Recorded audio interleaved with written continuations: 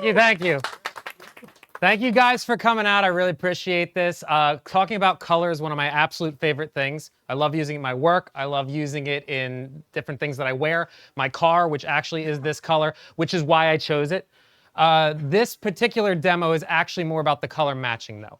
When we come to the intro of gels, a lot of times we're used to these. You got your red, you got your green, you'll have blue, maybe yellow, and everybody gets these in the kits. They're a great start, but I want to take you a step further.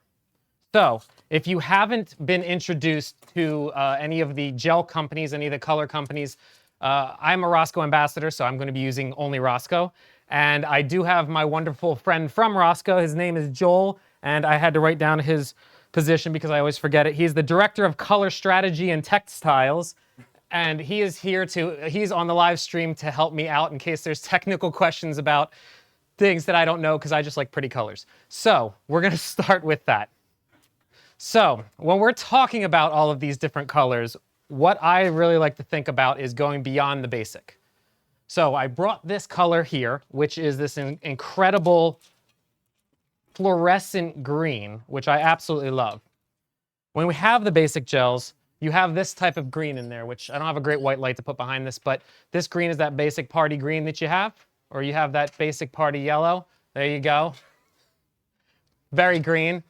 All right, we'll do this one too. This nice yellow. But unfortunately, you can't quite hit this color. So I'm going to show you with the first step here. If I have my lovely model Hari step up into the area. I'm going to be using for this one what we call the Cow Color collection from Rosco. And what I love about it, and I pulled these specifically aside for you somewhere, is that they come in different densities.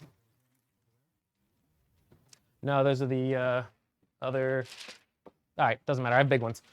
The nice part about all these, there's a lot of colors. So they're right on top, I believe.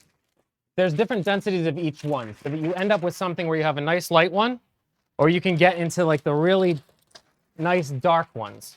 And there's different densities for each one of them, so you can start to play with those additions and subtractions. When we go back to the basic color theory, right? Because you add yellow to green, it becomes more yellow. Nice and easy. So let me show you what it looks like with just a nice dense green on this, which you get a nice pretty color. We're just going to do just the front, the main light there. Double check this exposure here. Turn the computer back on, that helps. Yeah, a little bit. There we go, look at that. All right. All right. Listen a little bit in the background. Got it? Talk through it. All right. Okay. No problem. So we can see that with this green, it's a beautiful green in terms of that. Really nice, rich green. But there's a lot of blue kind of going on in that compared to this really rich color here.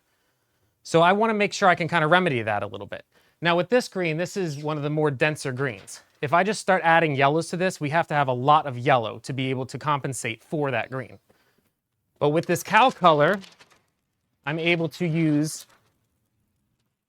a much less dense version of that, which means that if I'm adding more yellow, we can stay with a nice punchy yellow to really compensate for the greens and the blues in it. Let me get these in. Hopefully not too loud in the mic there.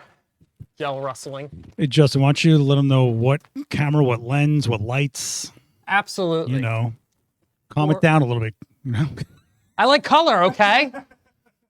We're here to talk about color. You want to learn about cameras, there's a list. And I do shoot on Sony, and I really like my Sonys because a lot of people, when they think about the color tech that goes into your sensors, they have different descriptions of it. I call a Sony sensor, I say that it's hyper real. So I really like that it is nice and saturated, but for me, it doesn't lead into any specific type of yellowing or different color science like that. I really like the color science myself, as well as the optics. So this is the Sony a7R5, and I have the 24-70 G Master on here. And then everything is flashpoint lights. So I have a nice 200 in the back here, it's that 200 Pro, and I have a 7-inch reflector on that with barn doors. I really like this because I like hard light. So I like lots of contrast. And when I'm putting that on her, you can even see in the light here, we have a nice shadow on one side. And I really like that in my style. I'm going to be slowly adding in the rim light. You can see the white now on the back of her, how it's coming up across her shoulder and the hair. And I really like that to counterbalance the heavy shadows, bring something out. The background right now is just all about as even of fill as we can. There is a little bit of a hot spot you can see on the one side, but as long as it lets that color bleed across, that's where we get a nice kind of shade, and we can modify the hot spot to fill whatever area we want it to fill. All right. So I threw in the yellow and the green now into this one. I'm also going to add one right here onto this rim light so that I can show you how close we're getting on these colors to the shirt.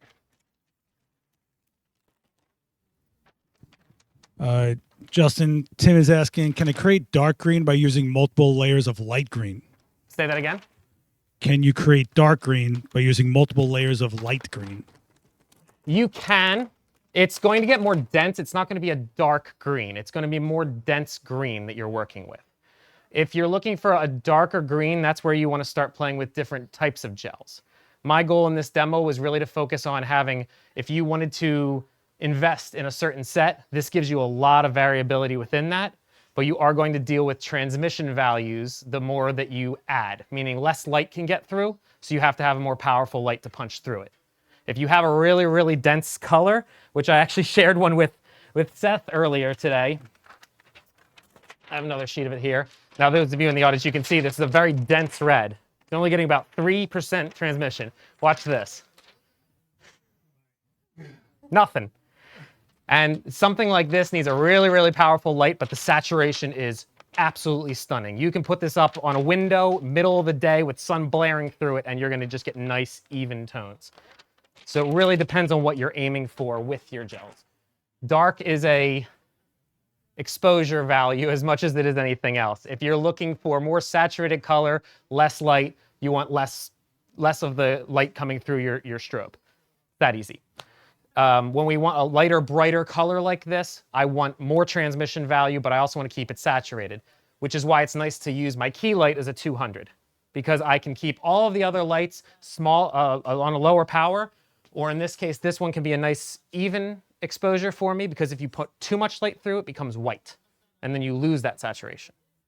So I can really modify keeping these on a lower power or keep them further away so that they spread better, and the 200 allows me to have the most open light with no color gels, no transmission taken away. Just a little bit of diffusion on the front here to keep it a little soft for the model. And that's about it. All right, I want to take a shot with this here. We have color gel up in the back. We have the color gel onto the background splash. And we're going to take a nice shot with this. All righty. Now, we can see how much that changed there. From the last one to this one, all I did was change those densities. And we already have look at that nice punchy yellow. A little bit spilled onto her face there, so we have that beautiful kind of rim bounce from this background, as well as the nice hard rim light on the side. But you can see that it almost blends right into that shirt, which is exactly the goal. Color matching starts to become really fun when you think about weird colors, and when you think about things that aren't necessarily something that comes in a kit, or that you're looking for a party color or things like that. If you have a primary red, obviously you have different primary reds, but each gel is going to have its own characteristics as well. The reds that come in the, oh, that's not a straight red. The reds that come in the cow color kit, for example, are going to have a little bit more of a different hue. That's not my red. I have a couple gels here, for those that can't see it. I had to go to the top camera to show this. The mess that will become this set here. So the whole kit itself has a myriad of colors. And when you check it out, you'll get to see there's cyans, there's all that kind of stuff. And it's basically a collection at this point. You can purchase whatever you want. You can go through the pinks, through the cyans, through any of the purples or the blues, and they all have different tonalities to them. So I wanted to bring this to you so I could show you a couple of different types of collections that if you were looking to invest in some gels, you had some great options that aren't about spending every dime that you have on them. Is you can do a lot with these. The other one's really nice is getting a nice diffusion kit. If you haven't messed with diffusion gels, it's a great way to be able to use different open lights and modify as you're going, rather than having cloth that you may get dirty or yellowed. You can get different densities of the diffusion as well, so that way if you're saying, I just want a nice soft diffusion, or I want something that really is getting a nice even thing, you can layer them all up and get softer and softer and more spread. It's a beautiful thing. All right. So with this yellow, obviously, when I'm looking at this, I can say, well, we can play with this and get even more yellow. We could add more density into it. We could try and balance one yellow off of one side or off of another side and really start to play through all of that and decide where we want to go with this crazy fluorescent. And it's really nice to work with that. I love the fluorescence. All right, let's see here. I want to add some more yellow. I want to see what happens. What do you think? What do you think? More yellow? You guys like that? All right. We're going to add that too. About time, Joel. I'm just kidding. All right, where is a good yellow here? As you can see, gels become a lot of fun when they're spread out all over the place. My studio goes from being a nice, organized, beautiful, even space to being the most chaotic place you could imagine, and it's so much fun. I love when people look at all the gels and go, what do these do? And I can tell you they do endless magical things, as long as you can keep them in order. To be fair, I will vouch for this kid. He has tiny, beautifully handwritten silver Sharpie titles of every single gel that's here. So this may look messy, but he's meticulous. Yeah. When you have this many colors, you end up having to be meticulous because it quickly turns into chaos. When you're dealing with something like, say, like this demo, okay, I brought a lot to show you. I know we're not going to get through them all, but this is a chance to see what's out there, that there's all these things that you can start to do, and they all add up. When you're working with something, I had to do a cover for a magazine, and the girl she made this wardrobe, you can see it on my Instagram. The wardrobe she had was this fluorescent blue. It was crazy. And so when I was looking for a background, I said, okay, well, I want to go with a blue for this background. And it's a lot of fun to do that blue. It's just not bright enough. So then I started saturating the light that I'm lighting the background with some of these gels and starting to pull that out. But it means I have to have cyans and blues that I can start to layer on top of each other to be able to match that crazy fluorescent 80s glam rock and roll color that she has, so that we can start to see that come through. So quickly, we're going to just throw this nice yellow on here. All right. Take a step back up to that.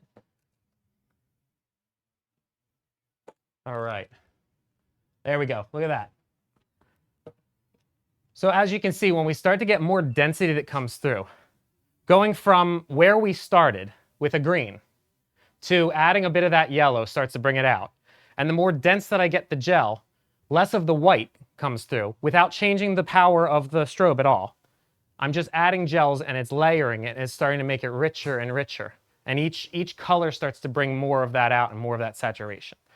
Layering, when you put a gel on, especially we go back to something like this, it's one layer. I don't have the color science on this in terms of its transmission values.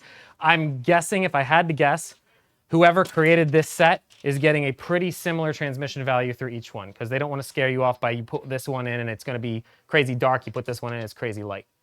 But I don't have the exact figures on this. But when you start to layer them, they're going to get to that too dense of stage to be able to punch light through. When you have other gels that you're choosing, you can start to layer them like this, and you can start with something lighter. You can keep a much, a smaller exposure coming out of the strobe and allow it to build. And that becomes a lot of fun with that. One of the cool things, I brought this with me, one of my little toys, is the swatch book. This is something, when I first got this, I said, when am I ever going to use this? Why the heck would I need this? It's just sitting in my closet. When you start to play with colors, this becomes one of the most essential tools. And I think Seth can even vouch for that, where he has the bigger version of this to put over speed lights and stuff and really get that. but it gives you a real example of some of these colors that you can get, some of the color science behind it, understanding what you have going on. He's gonna hold that up. There you go. This is the Rosco Lux one, and I brought this one because it matches the cow color that I'm talking about. So you can really kind of get an idea of some of this. If I want to focus on her. Well, who doesn't? All right. So this is one of the absolute best tools that you can have when you start playing with gels. Getting an idea of what's out there. When you do test it, make sure you're putting it up against a similar light, similar Kelvin to what you're going to be shooting with. So if you're using a warmer light, it needs to be held up against that. If you want more of a daylight, you have to hold up against that. Otherwise, you won't get an accurate reading. But it really does help you understand ideation of colors. You can start to do things where you can say, okay, well, if I was to hold up this yellow and I want to have an orange, what am I going to look at when I have that? Oh, okay, that gives me an idea of that. And it's a great tool without having to invest in gels and cut them apart to see what works. All right, so this set of colors I thought was a lot of fun because of that brightness. But I really wanted to take a different approach to some of this as well. I will get to the story of the exact gel because I am a gel nerd. But in the meantime, would you like to switch over to our other look? We have another look, and I kind of did this a little bit for me, a little bit for Seth, and a little bit for all the other 90s kids that might join us into this, which is I have a look based off of Carmen Sandiego. Where in the world is Carmen Sandiego? Come on, great show. And basically the backstory on this is I wanted to do some other colors that I thought would really punch. One of the things that people tend not to buy as many gels these days because they say, well, I have an RGB light. And RGB can make a ton of different colors. And why would I buy gels when I have this? But the truth is that RGB does have its limitations. This is something that is why I'm glad Joel is here, because Joel is going to know exactly why this works or doesn't work. I just know that it doesn't work, and that's it. Which is, you do have limitations with RGB lights. And one of them is the Storaro Yellow, which is this one here. This color cannot be made with RGB. For whatever reason that Joel will explain, because I don't know, this color cannot be exactly made. This was created for Vittorio Storaro, who was an amazing cinematographer, has done Apocalypse Now, and most importantly for me, Dick Tracy. And I thought it would be fun to do kind of a female detective type of thing, which is where the whole Carmen Sandiego look came from. So to start it off with, I wanted to talk about the main, kind of like what we're doing here, balancing the main color, the red, with the background, and then we're going to get into switching it around with this one, where we're going to go to the details. Specifically chosen for this. All right, so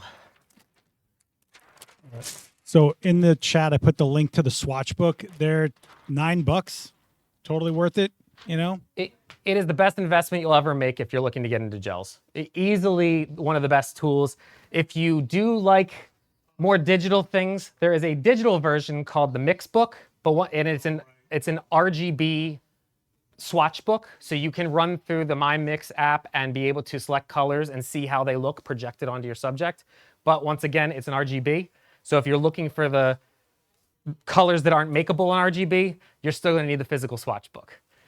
It is a fun toy, though. I use it all the time for ideation. So when I'm thinking about colors, I'll just start cycling through my digital swatch book and projecting it on white. See what it looks like. Get an idea.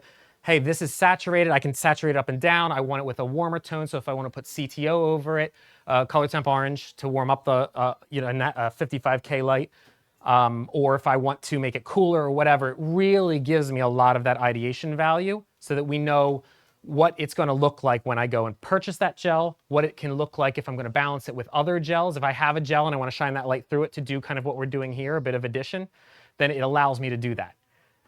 Someone's asking what was the name of the colored gel that you were just talking about? The color gel that I just mentioned, the yellow, it's a Storaro Yellow. This is essentially one of the, I believe, Joel can confirm this, but I believe this is the most saturated version of the cow color yellow.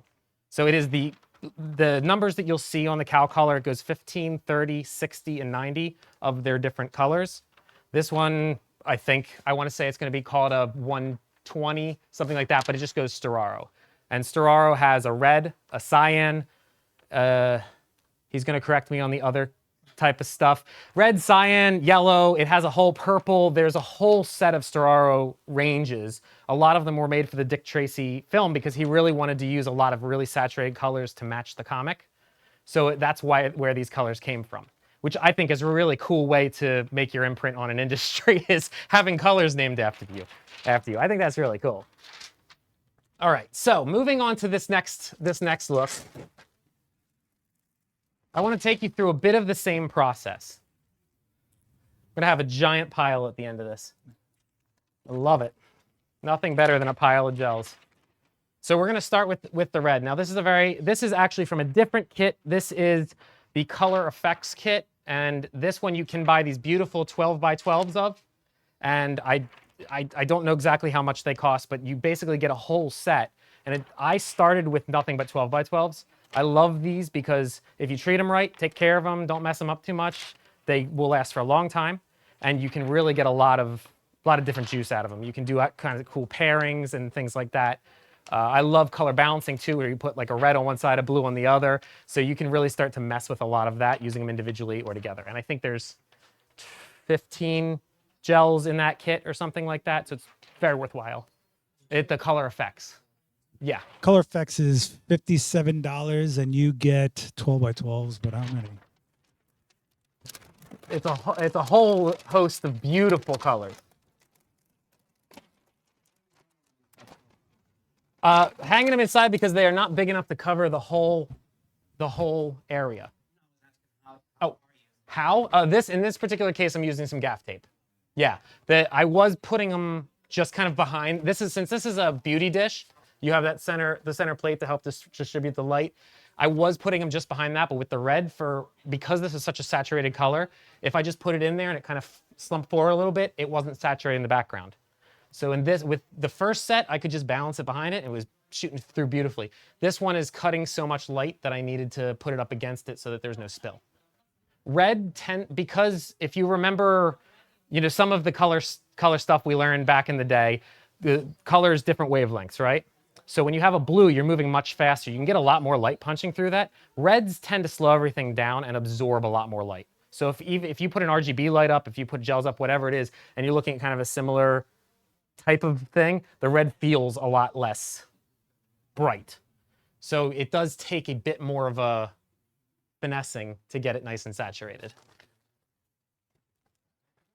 All right, so I'm going to swap this out too because this won't help us now. And I have a beautiful set here. When you buy the full sheets versus the kits come in those 12 by 12 sheets. These guys, which are wonderful. When you go to the other stuff, it's I believe they're 21 by 24 or something along those lines, and then these are the full sheets that you can get. And I mean, I think these run somewhere in the $12 a piece range. So when you're looking for specific colors that you use over and over again, this or rolls are absolutely the way to go. But if you're experimenting, I would always go with these first. You can tape them over things, you clip them against them. If you want to cut them and put them into frames like I was showing earlier, you can do all of that, and it gives you a lot of variability. As you can see here, used against a barn door and a 7-inch reflector, just throw up a couple of clothespins on it, and it's going to hold it beautifully. You can swap them out, reusable over and over and over again. Just make sure you take care of them. Regardless of what you're seeing on the floor here, back camera, this is not what is usually the case. There isn't a pile of wrinkled gels on the floor. They're usually kept in order, leafed through, but we're picking a bunch more than I would usually. Usually I'm coming out with, this is the idea. I want yellow. I'm gonna shoot with yellow. I know that, so we pull yellows and move on. Right now we're playing with all kinds of things. So it's a little different of a game now. All right, so put this over here for a minute. I wanna start with the red for a couple of reasons. Before anyone says it, yes, I'm aware this isn't the best way to put this on the strip box because we have a little bit of open space here, so we're aware of that. But the reason I'm putting it on here versus the inside is to save time, so you guys don't have to watch me rip apart every strip box every time I'm adding and subtracting something. It doesn't affect the overall color too much with this. So for the sake of that, I'm gonna let it go. It should just turn the sleep off on this. Would have been nice. I don't know how to do that though. Hey. Let's go into my normal automatic on battery. Also, just remember that that strip box has a grid on it, so it's not spreading everywhere. So even though it's partially open with the gel, it's not exploding everywhere to really, you know, neutralize that light as much as it would if it was open. That's right. Which is intentional also because when I'm creating a rib light, I want it to be nice and sharp and directional. And using that grid means that I can make sure that the light's not spilling anywhere else that I don't want it to spill. Similarly to, can you turn that, wait, energy automatically adjust brightness. I don't know where this is. I'll just keep touching it. All right, the reason I have this V flat up here is kind of for a similar reason. While I do have a set of barn doors on this, it wasn't completely covering the spill that I had. And if I'm trying to saturate the background here, then I need to make sure that my key light, which is all white light, is actually cut off from the background, because otherwise it's going to cut my saturation down massively. And I can actually, let me show you one if you want to step up to the front here. All right. Make sure, hopefully this is still going to fire through. Let's see. We're gonna smooth this hat out, a little bit of styling in between. While he's doing that, hitting like makes him feel better about himself. So why don't you guys do that? And it helps support the channel. All right, look at that. A nice bent. All right, so you turn your head that way a bit. There you go. All right. Let's see if we got this in here. Oops. Nope. There we go. All right. Stay right there. So you can see this red is coming in here. Now, one thing I can tell you about this red, if you're looking at it on the less obstructed by projectors monitor, this has or you're online, you can see it nicely. There is a bit of a purpley tone to this red. It's a beautiful red, but it doesn't quite match that punching between the yellow of the shirt underneath and the band, and then the actual red itself of this jacket. You can see the tonal difference between that red and the red that she's wearing. Before I add to this red situation to change that up, let me show you what happens if we slide that out of the way. Should still do. I'm pretty blocked still, but should spill a little bit more. There we go. You can see it in the top corner. I don't want to move too much and ruin this, but if you see in that top corner, that top left corner, there's a diagonal slash down the side, and that's spill from my key light. So that can make or break your colors, is how you saturate or obstruct that. That's very important. So someone in the chat's saying they're saving money on backdrops with this. Yes. Actually, if you have a red paper and a red gel, you get a real red background. Yes. It's kind of a mix. When you want a certain background, it is important to think, I want this background color. But they don't make every color background there is. So that's why, for example, that magazine cover, I knew I wanted a blue background. It was important to have that nice saturation because I could just light the background then. But when I wanted a specific color, okay, hey, let's toss some cyan in there, make it a little bit greener and just finesse that color up. Or maybe we're gonna bring in the cow color blue and cool it off a little bit. So you really can start to play with those tones in the backdrop. So you're getting more backdrops for the bang for your buck. So yes, you might not need to buy every tone out there, but not everything can be done on a white background or a black background or whatever it might be. A lot of my work I do use on a black background because it allows me to absorb as much light as possible so that I can keep my subjects isolated. But when I want to do a nice saturated color like this, it's all about the white, or it's all about the color that you're using for a specific shoot. It all really just kind of depends on the specific need. In this case, I wanted to show you what could be done without changing the background and only changing the colors. If I had a red background, I absolutely would get a much truer red. And it would be a lot of fun. But it would make it a lot harder to switch to the yellow. So that is the trade-off that you get with that. All right, so going back to this, we have, I really like that. Man, look at that collar. Sorry, I'm enjoying for a second that collar is popping with that beautiful, just straight line down there. Oh, that's so cool. Which, by the way, is why I'm shooting with this single light over here. I wanted to make this particular shot very high contrast. If you look at some of the old Carmen Sandiego imagery, they used a lot of that, oh, she's mysterious, we don't know who she is type of thing. And I really wanted to bring that through. I like high contrast anyway, and being able to get something that has a bit of a punch like this is really what I'm looking for. The trickiest part of this outfit is the hat, because I don't want to cover her eyes, but I also want to create a lot of that kind of line down there. All right, let me put up some of this gels. What I'm adding is, this is from the same color effects kit. So if you're looking at, you don't have to go back and forth between Cal Color and the color effects unless you want to. But this one is from the same color effects kit, where what I'm gonna do is just warm it up. I could do this with a bit of the orange as well, but I wanna make sure that I'm punching a nice yellow tone, because what is red plus yellow? Start to get more on that orange side, right? So if I put the orange up there, it's not quite gonna warm it up as much as I'd like it to, because I've tested this ahead of time, so I know that it won't. So if we put this on here,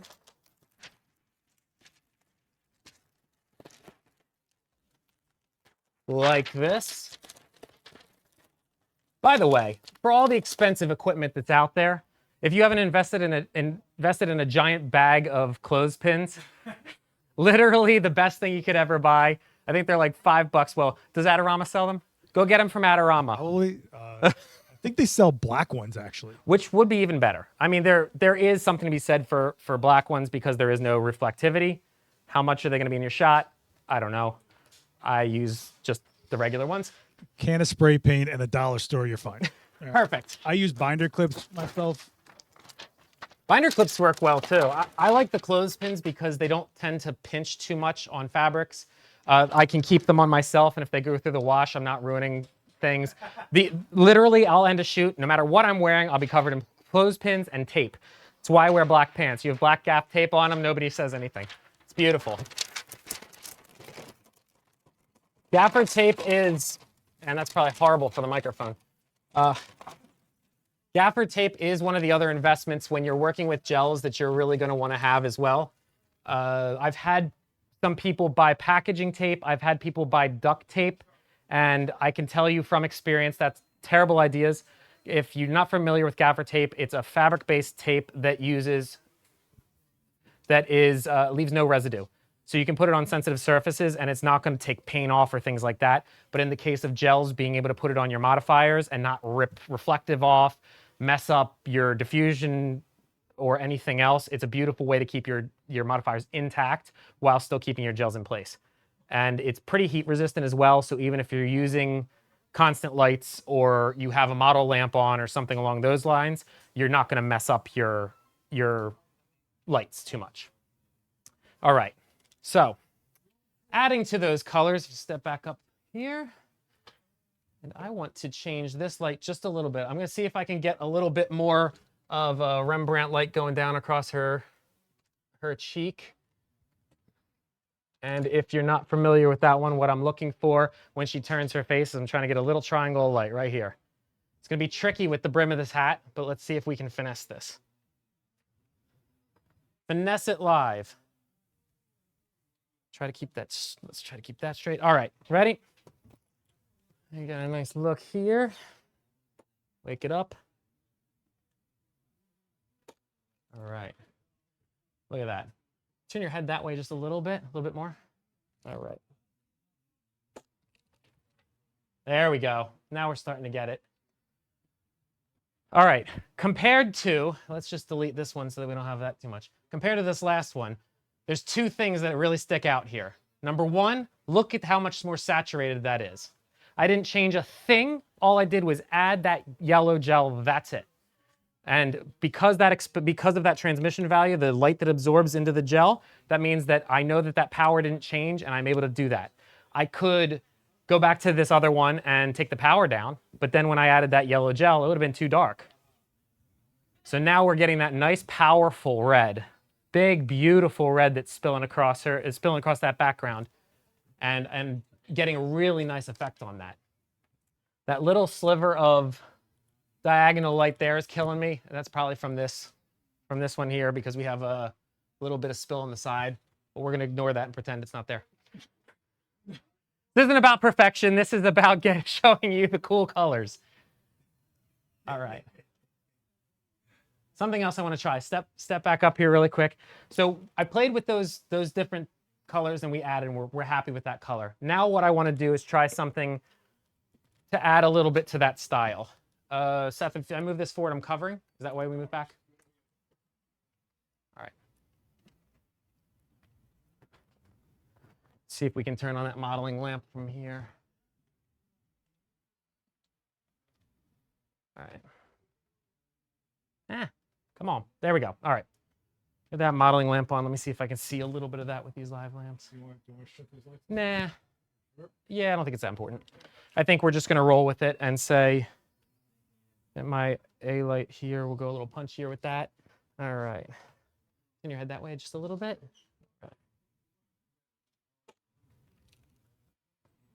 All right. So I got a little bit of that change. See it a little bit on that hat there, and because I moved the rim light away from that background, now that diagonal is gone, which makes me happier. All I did here was just change I added a little bit more power to this light right here. They gave me that nice sharp line coming across the brim of the hat and coming across the coat collar there and all that kind of stuff. So that's where I get to play with those lights a little bit.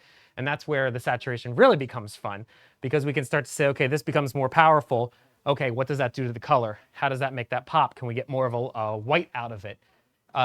Probably what I would do at home. I'm not going to do it because it's going to take too long. There's a diffusion cloth on the inside of this, and I will quick angle that out so the camera, hopefully the camera can see that, but you guys can see it here inside. There's a diffusion cloth on the inside. What that's doing is softening my light a little bit. If I wanted a really sharp light to come out of this, I would get rid of that, and it would be even more punchy. There is usually, if you're not familiar with a lot of these different modifiers, usually there's an interior baffle inside. And what that is for is where that light bulb is, where that bare bulb is, it hits that first inner baffle, and that spreads the light. So you don't have just a ball of light on the inside. The outer baffle is about diffusing that light afterwards and helping that spread out and get softer. So in this case, where I want a hard light, I would remove that outer baffle so that it's not soft anymore. It's just spread and then reflected. That usually adds, depending on the modifier, that adds, what, half a stop? What, do you know what power that takes away from this? With that strip? With the outer baffle. I think it's a stop and a half? Okay.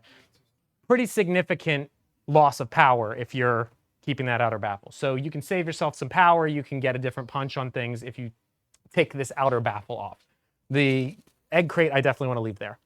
The egg crate, if you're not familiar with what that does, this is going to directionalize your light. And the best demonstration I can give for that is you see the light here, you don't see it here. Wherever you can't see it, that's where it's gone.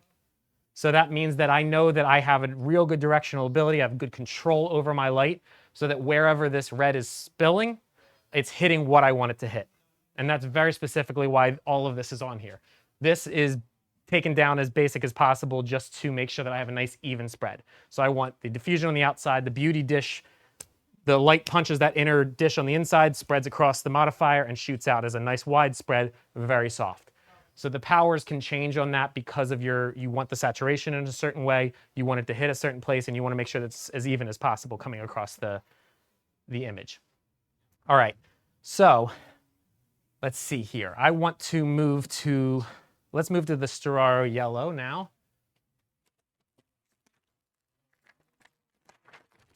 All right. The Storaro yellow is an incredible color that is somewhere in this pile. To show the dramatic difference, we're going to leave this one open with a white light right now, because I want to see what that rim light looks like with that. We're going to throw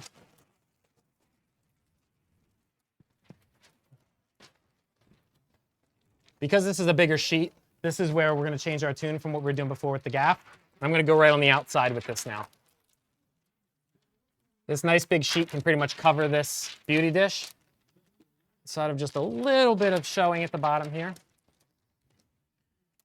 And this is why there's always clothespins on me. Should be close enough. All right. So now what we're going to do is change here.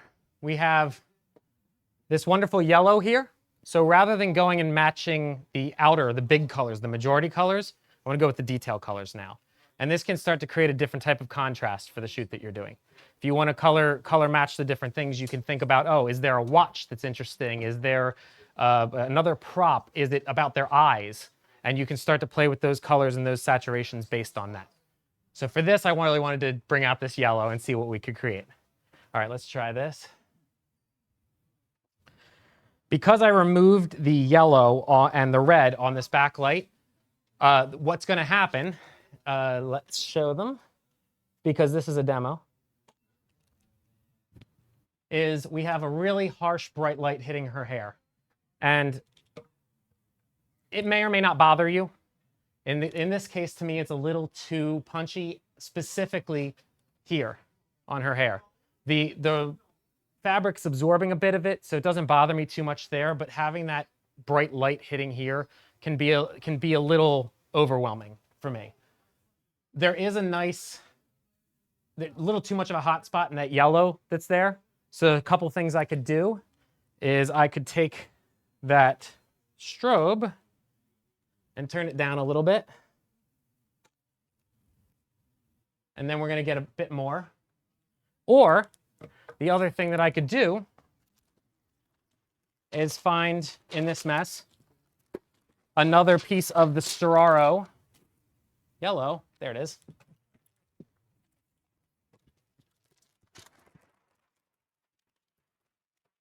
And we can put this up and go back to that idea of oversaturating it.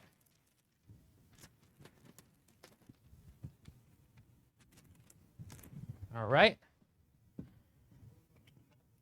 Because I just added more gel, I'm going to go back up a little bit in the power on the strobe to try and compensate for that. And there we go. Nice saturated color. Even almost has this nice kind of gradient texture to it going across there, which is kind of fun. So now I can look at that highlight and say, all right, that to me is maybe a little harsh on the hair. What can I do to change that? And this is where we can get into some of the different color temp gels or things like that, depending on what kits that you have or gels that you decide to pick up. Some nice basic ones to pick up if you're just looking to start your gel collection is some color temp orange and color temp blue and some diffusion. They're great ways to start because they're pretty universal, and you can use them to change light temperatures. You can use them just to change the temperature of your shot. So if you want something that's a little bit more of like a sunset-y type of vibe, you can put some of that color temp orange on. To show you that, I will pull out one of my CTOs here. And similarly, some of the CTOs come in different densities as well. So try to hold them up in front of the camera here. I love this. So, right? So you can kind of see here in this the difference between this one, okay, just a little bit. You have a mid one, adds quite a bit more. And then this full, look at that. Now the trick to this is there's a lot less density in these than some of the colors. Again, this is a Joel question because I don't have it off the top of my head. These aren't meant to saturate with color the way that the other ones are. So these are very subtle by comparison. So even though they look a little bit more aggressive live on camera like that, when we put them onto the light and we start projecting through them, it's not going to saturate as much. So knowing that, the light one for me is probably not going to get there. I'm probably going to need between this half and this full to get a little bit of that tonality brought back in. So I'm going to go with the half, and I guess let's rip this open and go on the inside.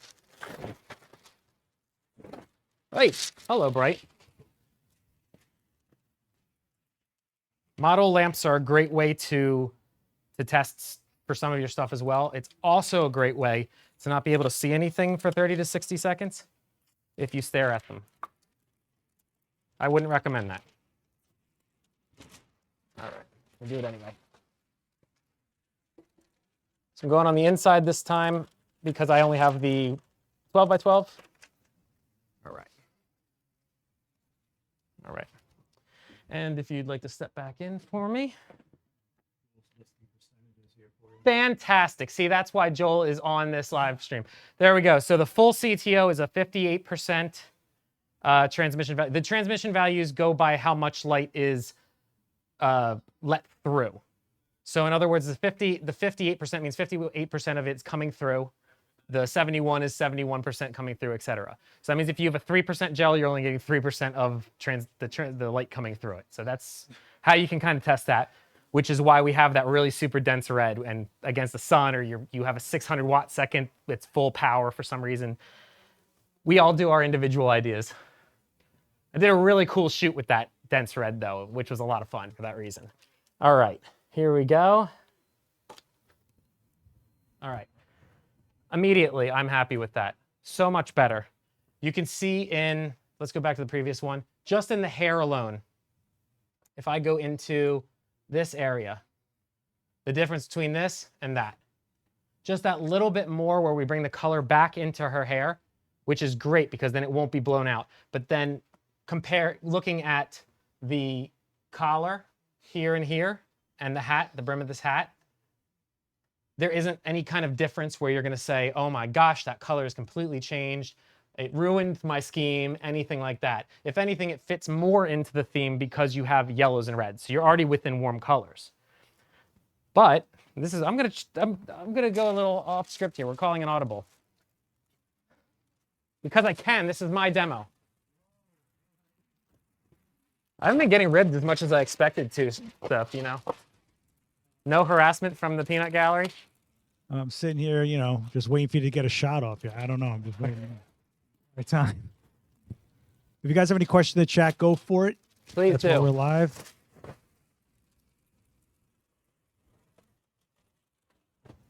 All right, we're going to take a big separation here because this, I love the balance of red and blue. I think it's a beautiful, you know, a contrast to each other. I love having them balance each other out. However, in this particular case, I'm not looking forward to this. I think this is going to clash like crazy, and it's part of the ideation that I would do with that mix book and things like that, is like looking at this and saying, how's this going to look? But we throw a party purple, a party blue up there, and let's take a look at how this affects this scene. Oh yeah, ugh, muddy. If you can see that on the hat here. Completely does not work with this setup because we're talking about something that is high contrast with that. I'd have to play with swapping her wardrobe out or something like that to balance a yellow and a blue, which could be very pretty, just not in this particular case. If I was going to try something like this,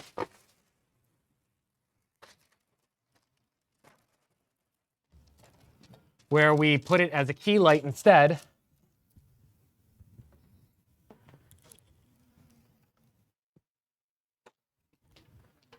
now I can start to play with shadows and getting a bit more mysterious. Let's back that out to the full image. There we go. And in particular, here I would probably say a mode. Where's my mode? Mode. If we want to kill something like the rim light, then we can start to play with that a bit more. Okay, so we say, okay, now that key light has to go up, because it is not going to punch enough. All right, something like that. Now we're playing with the temperature that works a little bit differently. I would still probably not keep the red as the outfit. This is where I would start to think of that ahead of time. But a more neutral color could really allow that blue to play. But I love kind of that spy vibe and that oversaturation, changing the skin tone from a more natural tone to something else. And that's where you can start to play with this, as well as the densities of those different cow colors. Is you can add in like, okay, I want a light color. Maybe I'm going to add another light in to do a spotlight or something like that. And you can play with filling a shadow with that color or something like that. In this case, I like my original idea better, which is why I planned it. All right, so going back to this. All right, let's see here. Yeah, let's go to the other outfit and just keep the yellow on is fine. So I gave myself a little personal challenge. I'm going to see if I can recreate this live because that's kind of the fun. I wanted to do a color that I didn't think I'd be able to do. To do that, I had to kind of invent a bunch of ways to put this together. Putting these back in my pocket. I have a question. All right, what we got? So they're asking if they're curious if they want to do a fall color setup in 3 gels. Is that too many? Like a spot, left and right, and background?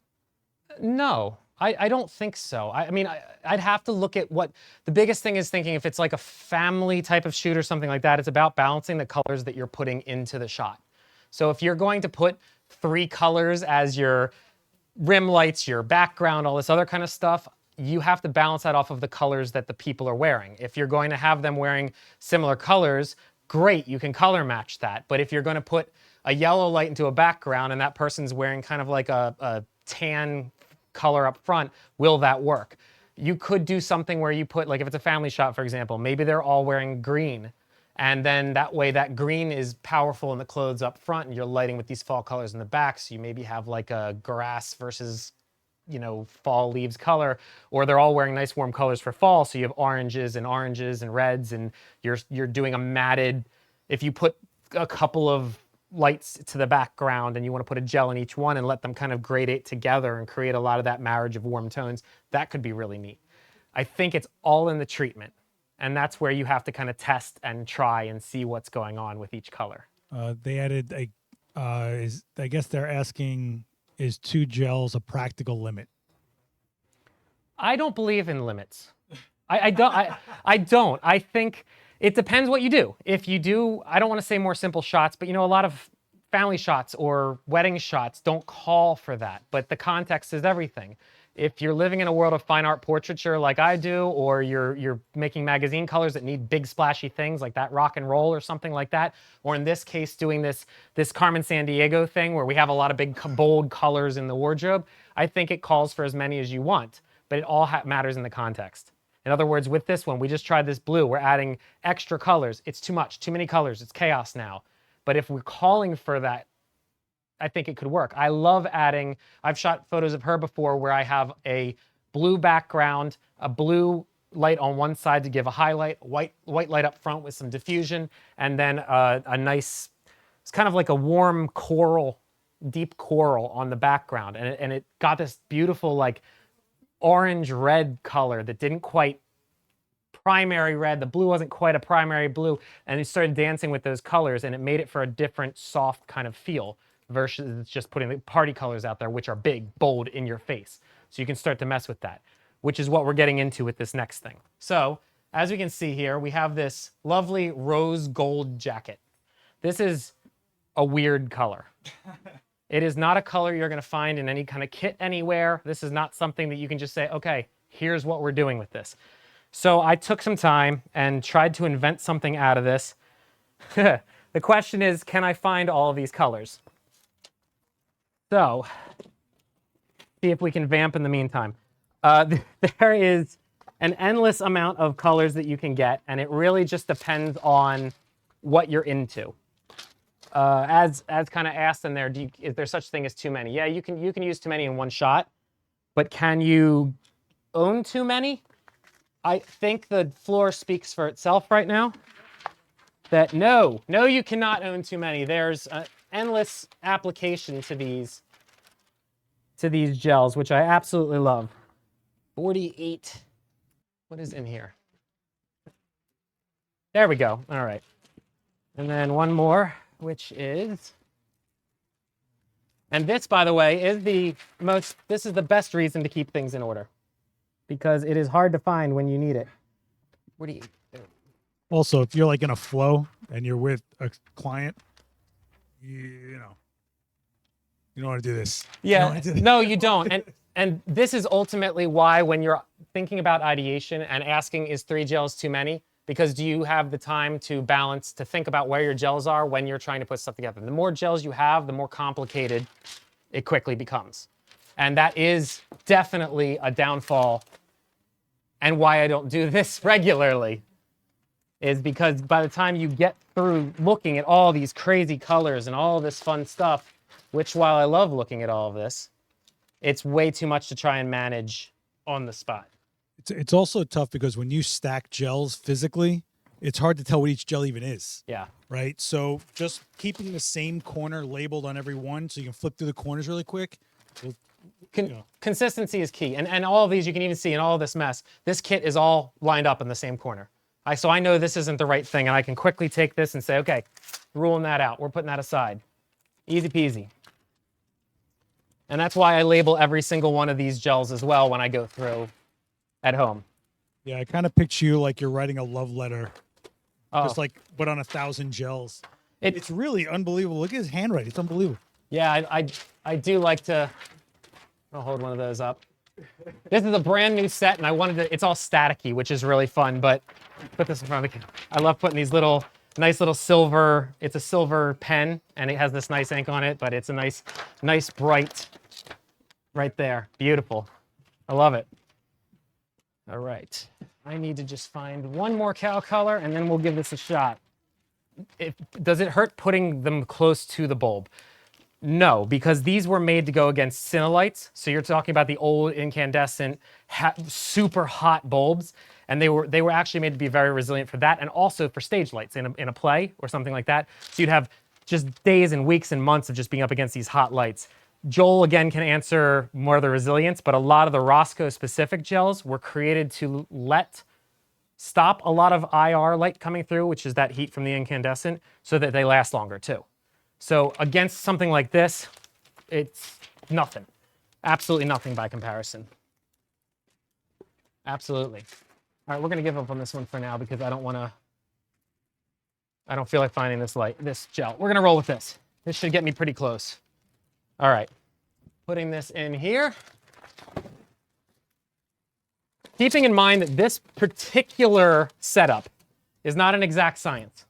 This isn't something that I'm looking at and say, okay, here's the recipe for rose gold. And that's why I'm not specifically telling you what gels I'm using, because this isn't a recipe. This is based upon condition of the background, the exposures, the balance that you have within all of this. And having the exact recipe for rose gold is kind of not really sure. Also, when I shot the rose gold before, I didn't have a yellow turtleneck underneath. Rather than trying to change into a whole other outfit, we're gonna have that, which is probably gonna affect the color. Because now if we have too many cool tones, it's gonna look weird, just like that last picture was doing with all the reds and yellows. All right, so let me flash this, make sure that works. And then, there we go. All right, so in my opinion, it's pretty darn close, but it's a little too purple. And that doesn't make me happy. So that's where I want to get into trying to bring that down. We don't want the Storaro. Where's my color temperature? Let's try this. I like that. Pale amber gold. That should get us pretty close.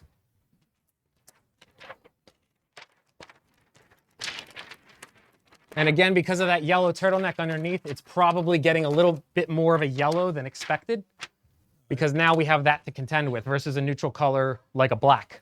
Yeah. If I had black, we wouldn't have that balance. But now that yellow is really kind of saying, okay, I'm here and I need to be recognized. Your technical guy, Joel, in the chat is saying these gels will soften at 257 degrees Fahrenheit. So I'm going to guess you're okay. There you go. 572 degrees starts melting. There you go. You'd be dead. I'd worry a lot more about the studio catching on fire than the gels at that point. All right, let me take a look here. All right, we're a lot closer. What I would say about this now is that two things. Number one, I want that rim light back, because that rim light's going to make it so that I can balance a little bit with that exposure because of all that black that's going on there. And number two, it's a little too saturated in the background. Because this is a rose gold, there's a metallic. We're getting all that shine coming off of that key light. It feels weird to have a super saturated background. I almost want a hot spot now. I want it to gradiate a little bit, have a gradient a little bit, have something that changes that shape, because otherwise you have a metallic and then you have saturated color. So we're gonna take that background light and I'm gonna use a lot more exposure in there with that. And now we start to bring that color out a little bit more. Say I want a little bit more purple in it, maybe. It's pretty darn close. Oh yeah, so that does give me a... That's pretty darn close, actually. I'm missing the little hit of red in there, and that's the only thing that's throwing me. So I'm gonna put in one of my secret gels. Let's try this.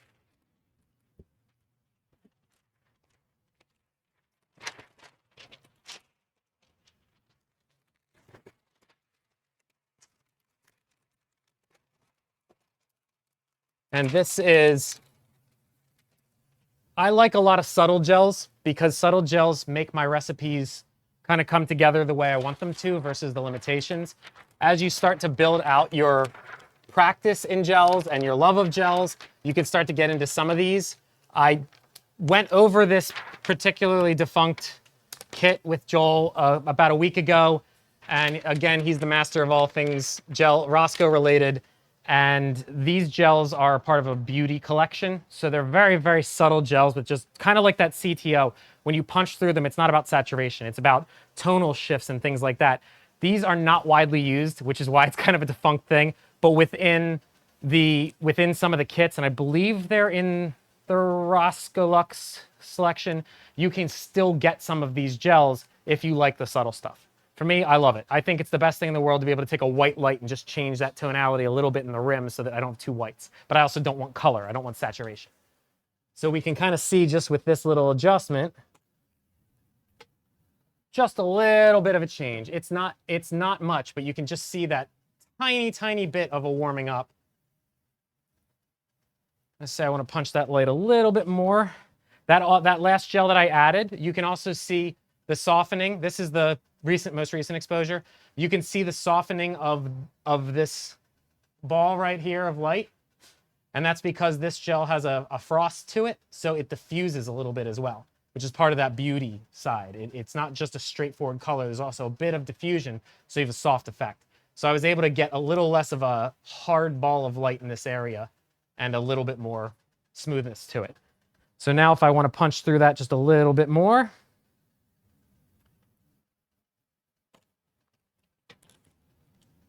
all right, now I'm getting that ball back a little bit. And let's see about, okay, great. Punch this rim light on her a little bit. And for funsies, let's see what happens if we put the Ferrara yellow as our backlight to try and balance out her yellow turtleneck. One more. Right there. You will inevitably lose these as often as you lose your pens, by the way, which is why it's good to have bags of clothespins, not just for hanging clothes anymore. All right, here we go. Too subtle for me. Let's pop that a little bit more. There we go, all the way up. Boom. There we go. Now I got a nice balance. Yeah, beautiful. It's definitely a change off of the more traditional look, but we're getting pretty close. The fun part to kind of double check my work is going to be in the area of spill down here. And I can see that I would want to purple that up a little bit. This is not an exact science for this rose gold. I'm experimenting to see what feels good. I'm experimenting to see what works for me. When I shot this in practice, trying to come up with a little challenge for myself, I was under a completely different set of conditions than I am here. Here I have the studio lights that I'm dealing with. I have different bounces coming off of different areas. I have a different turtleneck, and I have to learn to adapt for that. Given another 15, 20 minutes and a little bit more organization of this giant mess below my feet, I'd be able to come up with the exact recipe. I can tell you that looking at it, I want to bring in a little bit more purple. I like the yellow coming from the background, so I would probably keep this rim light, but maybe desaturate a little bit, maybe add a little bit, take the light down a little bit so that I didn't have that, or use the cow color yellows so that I had a little bit more of less of a saturation and just give a hint of that yellow in the background. But I can continue to play with those areas. I can start to build the bounce that comes in on her face if I want to have the rose gold. I could do a double set of this set of stacking with another set of the same gels and use it just as a rim light rather than a background fill. So this is the fun that you get to play with this, but I really do like having so much available for my use to create different colors, not just the ones you're given. And that's where it becomes fun. There's one thing I want everyone to take away from this. It is, don't just grab a gel, put it on, and shoot. Think about it. how you can use it creatively. Think about what the mood is that you want the gel to create. Is it supposed to create a subtlety? Is it supposed to affect the model's face? Is it supposed to affect the background? Each one of those will build into what you think of when you're thinking of colors. And again, the best thing I can suggest is a swatch book. This is a great cost-effective way to be able to see what's out there and start to think a bit more abstractly with that. All right. Any other questions or anything like that? Do you want to go to live stream questions if there's any? None? Okay, well then good. That means I was super clear. All right, do you guys here have any questions? No? Nothing? No? Hey, that's even easier. I like that. Sorry? Does the order in which you overlay the gels matter? No, it's kind of you're just layering them through. I'm sorry. The order of the gels, does it matter? And the answer is no, not really. It'll matter if you're putting them at different distances in the light, because it could affect how the light's spreading. If you're putting a diffusion on the inside back here, and then you have something on the outside, that could affect a change. But ultimately, no, if you're layering them up, they're all kind of see-through. So that will allow you to do whatever layer addition, subtraction you want to. Yeah, absolutely. All right, cool. Joel, I'm just reading Joel's last comment. Okay. Yeah, I know you do. It's it's a cosmetic burgundy, actually, Joel. But he's playing with some of telling me he knows which colors I'm bringing out. I am bringing out the cosmetics because the cosmetics, which are along this light, and I'll hold it up in front of the camera so you can kind of see it against back here, but see that bit of diffusion? So you can see again, like the CTO, there's a bit of a color shift, but there isn't any kind of crazy saturation with it. It just adds, this one's a peach, so it's adding a bit of a warm tone.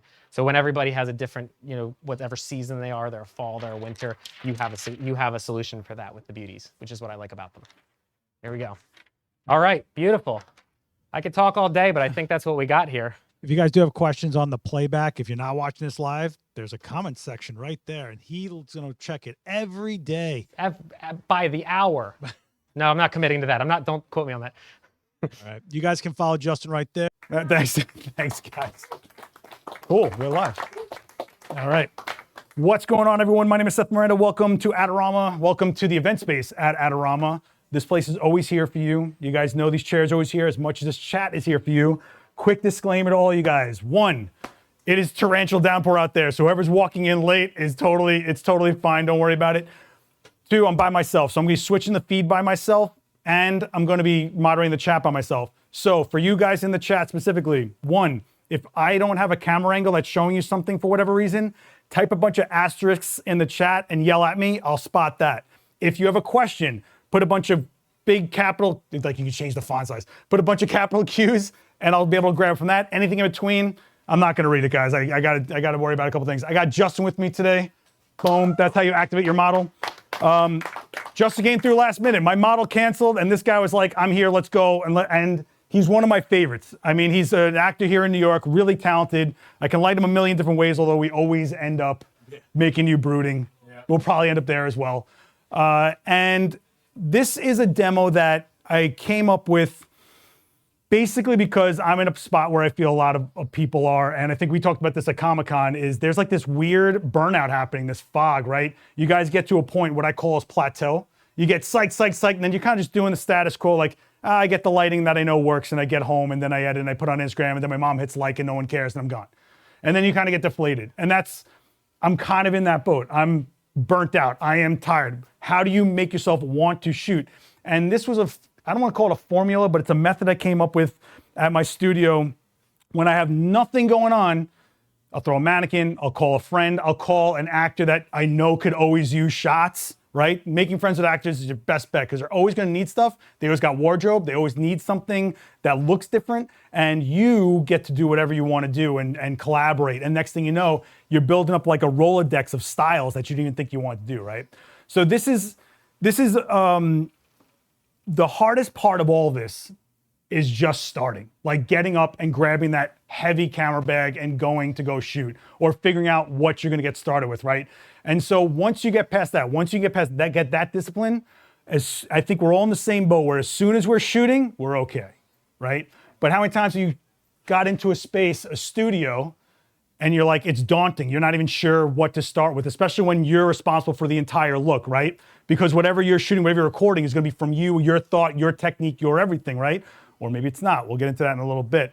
But the great Joe McNally, I don't know if he's a newcomer, but he says the studio is an empty box you fill with your imagination. He says this all the time, and he says it like Captain Kangaroo, and you look at him starry-eyed, and then you realize when you get in there, yeah, it's an empty box.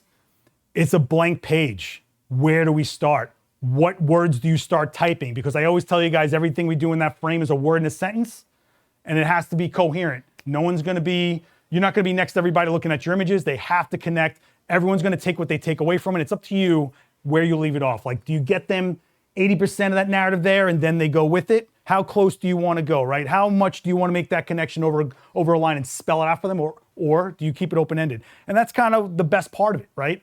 Is that everyone's open, our work is always open to interpretation, but we have to start somewhere. They have to interpret something, right? So the studio, blank page. Our subject in this case is going to be human beings, you know, people, portrait, whatever. I look at it, and this sounds stupid, but I don't care. They're like slabs of marble. We get to really change perception because we are going to be sculpting out. We are taking Justin out of our world that's here where no one else is there. When you shoot, no one else that sees the images is where you're shooting. They don't know what happened. They don't know that he was my alternate model. They don't know that it's raining today. They don't know that I'm tired out of my mind. They don't know this is my third shirt today. They don't know any of this. All they're gonna know is that shot, right? But what we put in that frame, the perception we create with our model, with the light we create, is everything. So we can go from flat to really sculpted. You can go noir, you can go deep shadows, dense shadows, specular highlights. You have all these tools, but where do you start? So when I say it's a slab of marble, the way I start out is as flat as possible, especially if it's with someone you've never shot with before. I have wow, it's so hot up here. How do you do this, Dan, with your asthma? I'm dying. I haven't done this in a while.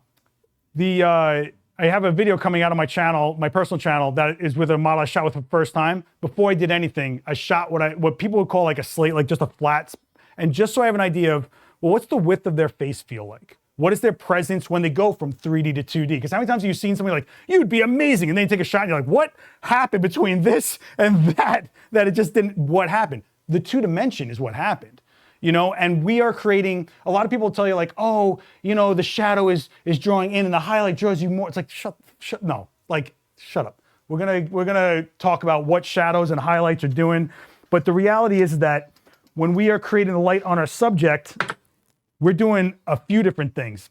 We're creating our exposure, we're illuminating our subject, but things like, for example, lighting from the front's one thing, but when you throw in a hair light or rim light, and it rakes across the skull, face. Man, I'm in Halloween mode. This is a high holiday for me. When you have a rim light that shows you a distance from the top of a cheek point to where an ear is, you now have an idea of how big of a head that person has, what presence they might have compared to you. If you're someone that's 4'11" and have small bone structure, and this shot shows you just how long that light has to rake to show you just that micro texture that's happening on the temple. That is our power. That is what we get to do. And how many times have you wanted to backlight a subject in natural light just to get that type of feel? And you can make a decision of slightly overexposing it to make it more stylized, or making it subtle so that you would only realize it's gone when it's gone, right? You only realize it's there when you take it away.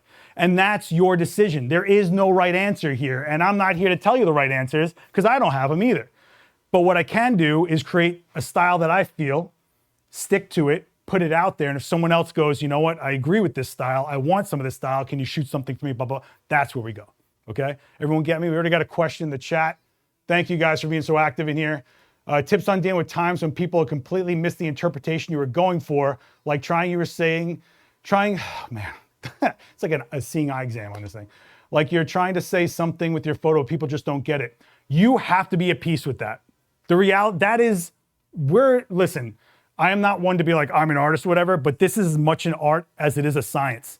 And if you're putting something out there creatively, you have no idea what background that person comes from to then react in a certain way to your image. You could be thinking, this is a super funny image, but to them, it's traumatic because it's something they have as an experience. Does it matter if they're connecting with your work in some way? Does it matter if they spent more than 7 seconds looking at it and wanting to engage with? Does that matter? In my opinion, no. My job is to give you an image that you can bite your eyeball into, that has an impact, that makes you become an audience member, not someone seeing a shot I took. I want you to wait for the next shot I take. I want you to want to be part of the next shot I take. So you have to let go of this like, I meant this and this is my message and yeah, look at my ego. Shut up. No one cares. Just shoot. Get it to where you want it.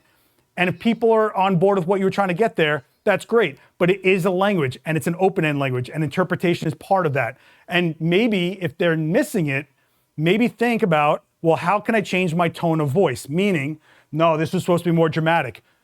Then really pull it over the goal line. Really suck those shadows down. Get it denser. Take away some elements that might not look. I'll give you an example. I shot for a makeup artist that threw a book at me that was only self-portraits. And I'm not even making this up. It was them on the Williamsburg Bridge, and they were just doing this. And they wrote on the bottom, brooding, and then the next one, dark. And I'm like, you're in high noon sun with people walking with balloons. This is not reading, brooding. And so there are options we have to make more of a literal stance on what we're trying to interpret, but you have to leave it open-ended for whatever is going to be absorbed by the viewer. The viewer is probably the most important part of your image. If you think about it, in the end, it's on them. You put it out there, but it's on them. That's like saying like, you put a song out there, but not everybody really understands the lyrics. It's not about that. Everyone's gonna take it their own way. So I hope that kind of makes sense. I know that was a really long-winded. I'm filling time if you can't tell. Anyway, so we're gonna shoot, okay? Because I looked at my past demos and I talk way too much. I'm gonna shoot the ProPhoto B30. There's a 500 watt second light. I'm gonna be shooting with a Nikon Z9 with blood crusted in everything because it's my camera and that's what's in there. It's fake blood, shut up. So the decision I gotta make, the first decision I gotta make before I do anything is what? What is my first decision, Pete? Awesome. What's my first decision, guy with mustache? I would say, what's your background? What are you going for as a subject? What am I going for as a subject? Yeah. So close. What is my shot? Is my shot Justin? Is it a character he's portraying? Is it my scene, right? Is it a portrait? Is it editorial? Is it the outfit? Is it a narrative? Is there a concept here, or am I just shooting Justin? Or is it about the fact that he's in the space doing a demo, right? I think, especially at Comic-Con, if you watch that video I did, a lot of the questions I asked you guys were like, well, are you going for the look of being at a convention, or are you trying to isolate them to give them the look of the character? And that is two completely different ends here. So I'm gonna make the first decision. I'm gonna say, I'm gonna isolate him and not make him look like he's at the space. Maybe later on we'll completely go into left field like I always do, but I know you got a hard out, so I'll start shooting fast. Sorry. I know, you're so popular. Worst case, I'll take someone out of the crowd. All right, is this gonna block any? I'll put it back here. All right, so if I'm isolating the light, what's the first shot I gotta take? Okay, listen, I know there's not a lot of people here because it's a downpour outside, but you're all gonna do what I ask you guys to do every time. On the count of 3, you're all going to scream, okay? 1, 2, 3, scream. I am not shooting a frame. I'll walk out of here. He can go home. 1, 2, 3, scream. Do you feel better? You can yell at me now. Ice is broken. We're in New York. What is this? You're literally in the Photo Nerd Comedy Cellar. Are you out of your mind? You are building this as much as we are. If these seats are empty, there's nothing here. You're part of this, all right? Whether you like it or not. All right, so I'm gonna start off with, I'm gonna start off with F8, why not? Go. We did just redo the lighting in here. I wanna thank Nanlite for throwing us new lights. This is the second time they've restacked us with some new lighting. F8, ISO 100, 200th of a second. I'm gonna do ISO, yeah. What lens are you gonna use? What lens am I gonna use? Come on, Jen, why are you doing this to me now? This is a 24-120 full f4. And I do this lens a lot because sometimes when you don't even know where to get started, you have to have the versatility in the tool to then realize where you're settling. So my habits have always been a pretty long focal range, but a quality zoom, not just any zoom. And then when I start seeing I'm settling in, that's when I start going to the prime. So I have an 85 with me, I have a 135 with me, but I might not even go near there. I might shoot him at 24 millimeters for all I know. Because any lens is a portrait lens. And I'm not even saying this is a portrait. I'm just shooting a demo. So I don't know what this shot's gonna be, but we're gonna make it together. All right, so ISO 100 because, well, I'm controlling all the light. Why not make it as clean as I can? This is going to be a trip hazard. All right, let's do this. Boom. Okay, black frame, right? So we look at the black frame, we pull the exposure slider, and we got 2.5 stops till we see Justin. Can you guys even see that? A little bit, right?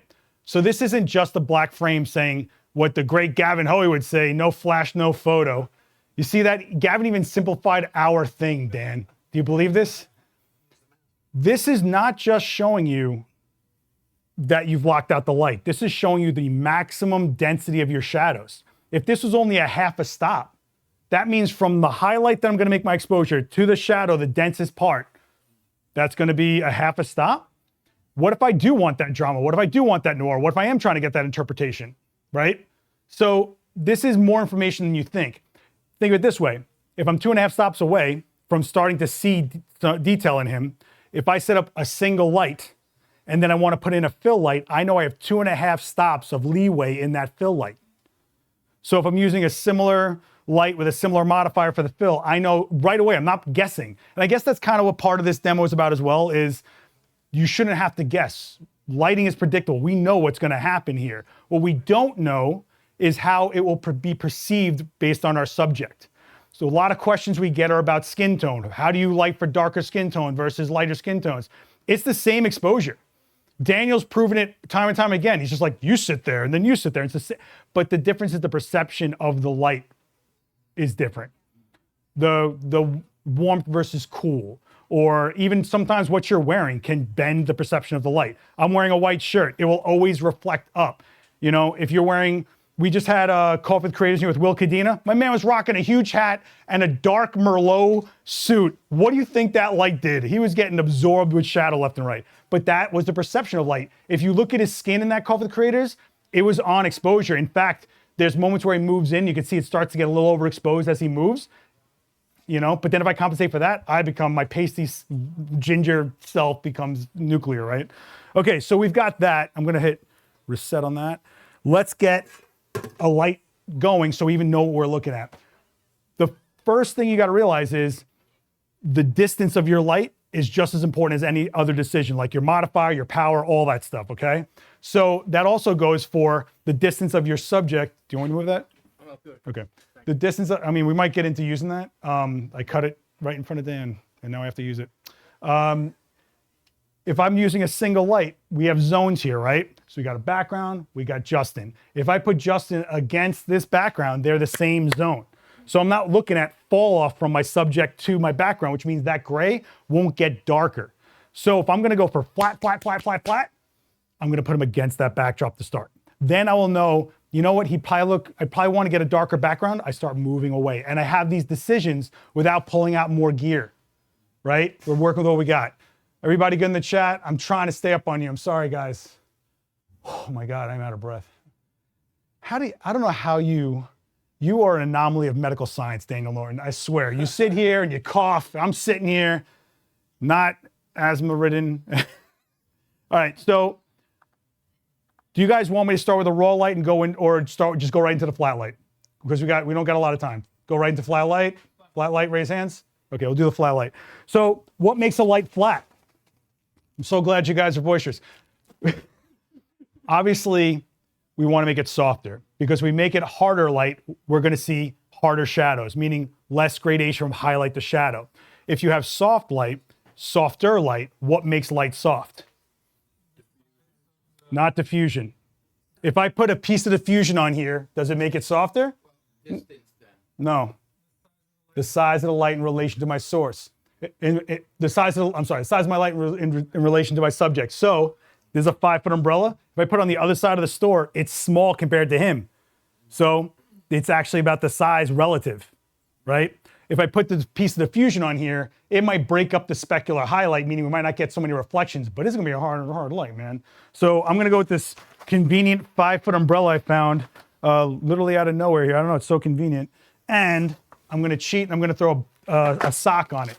So what we're basically doing is making a 5-foot light source on this 10 inch head. We're gonna be soft, right?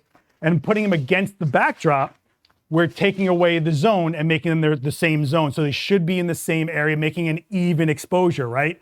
So if I have a massive light source, no real distance or zones, we should have a flat image, okay? What you were thinking of was a product of having diffusion ends up being soft because it makes the light bigger. Like this is a 5-foot piece of diffusion, that becomes my light source, right? Yeah, boy. Look at that. This, you know, I know Pro Foam umbrellas are expensive, but they are, am I wrong? They're just beautiful, right? They're just like, I'm more of a fan of a silver umbrella with diffusion. And the reason that being, like, look at this fill. Like, oh, look at that, right? I'm beautiful, I know.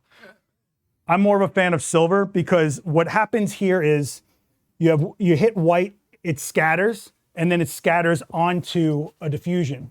If you have if you have silver, you're hitting specular, it's coming at an actual direction instead of scattering and then hitting this. So you get this like one step past just ultra soft, and I tend to lean on that a lot. But I'm not gonna have like 15 umbrellas. I'm just gonna shoot with one. So let's do this. All right. So I'm gonna start off in TTL, which is through the lens metering. We all know this stuff by now, right? If you don't, it pretty much means I'm gonna let it go into automatic. Why? Because it's 2025, shut up. All right? Well, you know what it is? You say TTL, and then you get some guy on Threads going, real photographers don't use TTL. The rest of us are meow, meow, meow, meow, meow. And it's like, cool, have fun shooting those ducks, bro. I don't care. Like, I don't know what to say to you anymore, you know? All right, this is in group A, we're in TTL. Let me drop this out.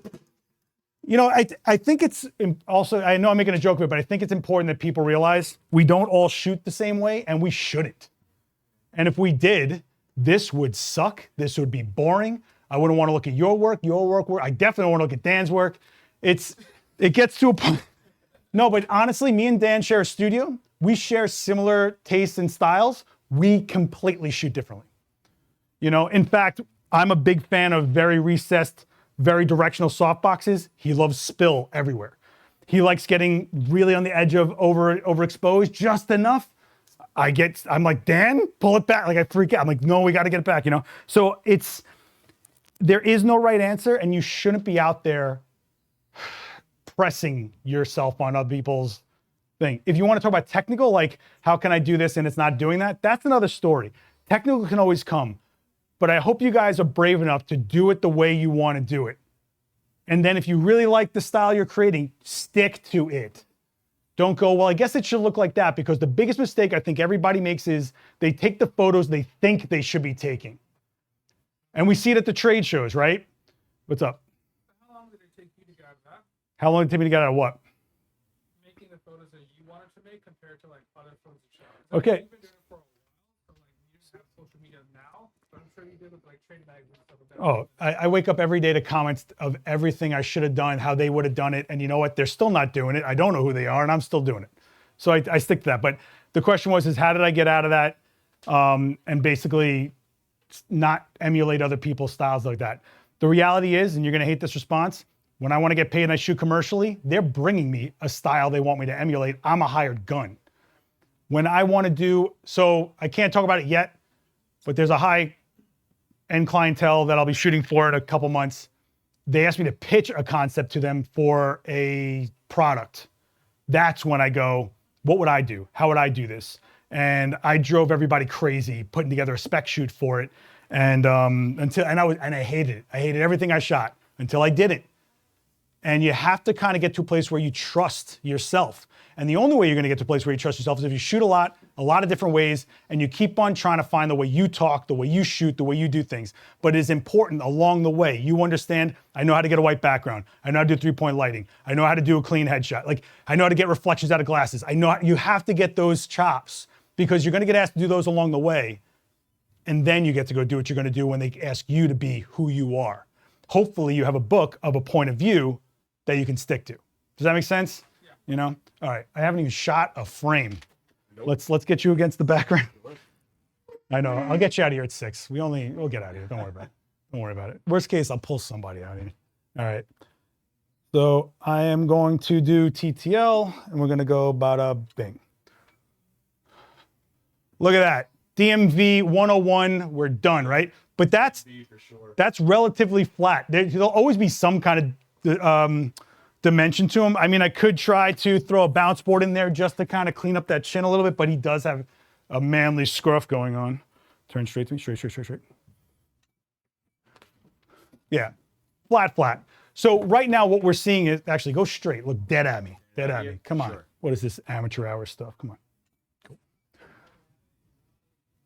In fact, if you check here, I could drop the umbrella to be more dead on, to be more like a ring light. So why don't we start with that? Because I think I already cheated this to give him some dimension, which is kind of ruins half the demo I did. It's all good.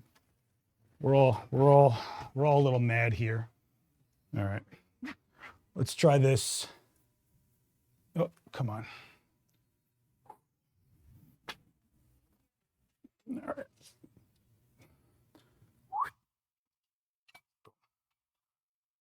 Yeah. So now what I want you to realize is, look at that. There is no shadow tone to his skull, to his bone structure, to his muscle, to nothing, right? We can change that. In fact, if this is the same light, right? I'm not changing the modifier, I'm not changing anything.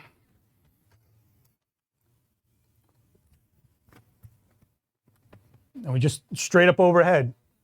It's the same light, but all we're changing is direction of light. Guess what we're going to change? The perception of Justin right now. In fact, we're not going to like this either. Watch, we like it, but whatever. How much dimension did we just gain, right? Look at this cheek, this corner of jaw to that. Did you even notice that there was a muscle right here? Look at that, right? You can even see how dimensional his upper lip gets despite having that dead caterpillar stuck on it. Look at the shape of his nose, right? Although I will say I kind of shot you a little wide at 47 millimeters instead of 50 millimeters, whatever, who cares, right? But in the end, you can tell how deep his eye sockets are, how round his actual eyeballs are. And all I did was move a light. Now, if I cleaned it up with a bounce like we normally do, because we're just doing a demo here. It's back to being flatter, but if you notice, how much more defined is he just cleaned up, right? So this is like a fish in a barrel kind of a thing. It's like whatever. But now we did the flat, the whatever. Let's go into a harder light source here. Let's try to like really go a little completely opposite end of things. Everybody with me so far? It's helpful so far? I think there's a question online. What do you do if a campaign wants you to shoot like another photographer? I look at what they're trying to achieve, and as someone who's paid to be there, as a professional that can do what they're asking to do, I do it. I do. Like that. I mean, the reality is, if you think like, let's say you are a classical painter, and they say, "Hey, could you do a mural on the side of my store?" Well, what do you want on there? It's not it's their thing. They're hiring me to do it, right? You guys have to kind of let it go. If you're trying to do this for a profession, you're going to have infinite bosses. You're going to have to deliver, you have to deliver what they wanted or whatever you sold them. So the idea I pitched, it better look like that when I shoot it for them, right? You do not want to start, we talked about this today. You don't want to put your an Instagram full of images you shot at like a hands-on workshop that you didn't set up and make people think that that's what you're going to deliver. Then you go shoot for them. Doesn't happen that way. And then you wonder why your business gets ruined. I don't know. But things like that, okay? So let's switch out to something really hard so that we can start. I'm going to leave this though because you might want to use this as a fill light. All right? Oh, ooh. It's all right. I have two eyes. It's okay. It's okay. I noticed like you kind of lost the highlight in the eye. In the last shot, I lost the highlight. So yes, your catch lights are always going to change, right? There are catch lights. I mean, this mook is right there with that ape hanging arm and that camera, right? Here, yeah, it's not a direct light source. However, I would argue I kind of like this catch light more because I'm not stuck on what's going on in his eyes with this weird shape instead of an iris. In fact, when I shoot a lot of models, that are trained will always look towards the light, right? I can't tell you how many times in my life I said, yes, but roll your eye to the edge of the light. Because if I lose the iris, you kind of lose that, you're stuck realizing they're in a studio. What'd they shoot with? Where's the guy? Like, you're not in the shot that I'm trying to put you into, Man, they're scraping my hand. Okay. So for a hard light, I'm gonna go to old number 1 here. Yeah, girl, come here. Oh, I haven't seen you in a while. I know. Shh. This is the Profoto Magnum White Edition with the white grid. What does the white do? Thanks for asking. I was waiting for them. So when you shoot with the silver one, what ends up happening is you get a kind of a 2 light source situation. Bing, and then a reflection over here because it's specular. It's not filling the whole thing. It's not dispersing or it kind of diffuses, I guess you would say. But this will be completely full. So while it is like a relatively hard light, it's still just on the edge of not being a ridiculously hard light. And then when you have a white grid, what's cool about that is you don't get a hard end to where the beam angle is. It kind of fades a little bit, which is nice. So in the end, you're getting kind of more of an organic feel out of this. What a lot of people ask about Profoto grids are, why are they so deep? Well, if I move it a little bit, you can't see through it anymore, right guys? Look, well, can't see it. So even just the angle of the light has such a massive toll on the way it looks. So let's throw this up in the air. Let's bang a hard light at this guy, which I do like every time. It's okay, Bobby, we're gonna do this. We'll get through it. We'll get through it. We'll get through this together in one piece. Come on, man. This is a weird one. This is a weird demo. It's been a weird day. I mean, everybody that's here swam here in this crazy downpour. I appreciate you guys. Appreciate Justin showing up last minute when my model canceled. So Justin, I really appreciate you. And I really appreciate you guys. Like I said before we went live, without you, there is no space. So don't forget that, all right? All right, we're gonna go and we're gonna put this into group B. I'm going to not scalp myself. That would be great. Sir. Belligerent crowds. I'd get that in Brooklyn, not here. All right. So I'm gonna go for more of a street lighty kind of feel to this. And by that, I'm not just gonna throw it overhead and mafia light this guy. I'm going to pitch it to the side and a little off because no one stands directly under a street light in a perfect mark. Nobody. And I'm not even trying to make that scene happen here. We do have a cinematic demo I do, but I'm not even doing that. This one, oh, look at you. Sir, I'm gonna have to ask you to stop here. Okay. Notice how I didn't move him off that background yet, because I wanna see, are we still in that, gonna keep that zone, or do I wanna make that background darker? If I do, I still have that option. See, I'm not working myself into a corner with everything. Every decision you make has a trade-off, right? So why would I do all the trade-offs at once? I'm not even sure where I'm going yet. Okay, so before I put the grid in, watch me step on that grid and somebody's gonna lose their mind. That grid costs more than, does it cost more than that? I think so. Yeah, I think so, right? Yeah. All right, we're gonna TTL this. Oh, I am in a weird mode here, hang on. Look straight at me. Straight? Yeah, chin down a little bit, yeah. Beautiful. Let's take a look. So this, you would probably go, that looks like it's probably overexposed. No. When you look at his skin texture and everything, it's on point, right? In fact, the TTL stays consistent. I still see all that detail, and the hard light gives me all that texture out of his eyes. It's on exposure. That background looks like he's against the wall. If I walk up to this like T over here. T? Yeah. That old mark from something I don't even remember. Whatever it was years ago. This is kind of why I like working in really worked in studios. It's like little weird notches and things. And you ever go into a studio, you see circles on the ceiling, like, oh, they put an auto pole there. I will put my backdrop there. You know, like that's kind of, so now I move them off that backdrop, come like over here a little bit and come through a little more. Just, yes, right there, right there, good. Tilt like this a little bit. Yeah, beautiful. That background starts getting darker, right? We also don't see him casting a shadow on it, right? So we've taken him out of a space already.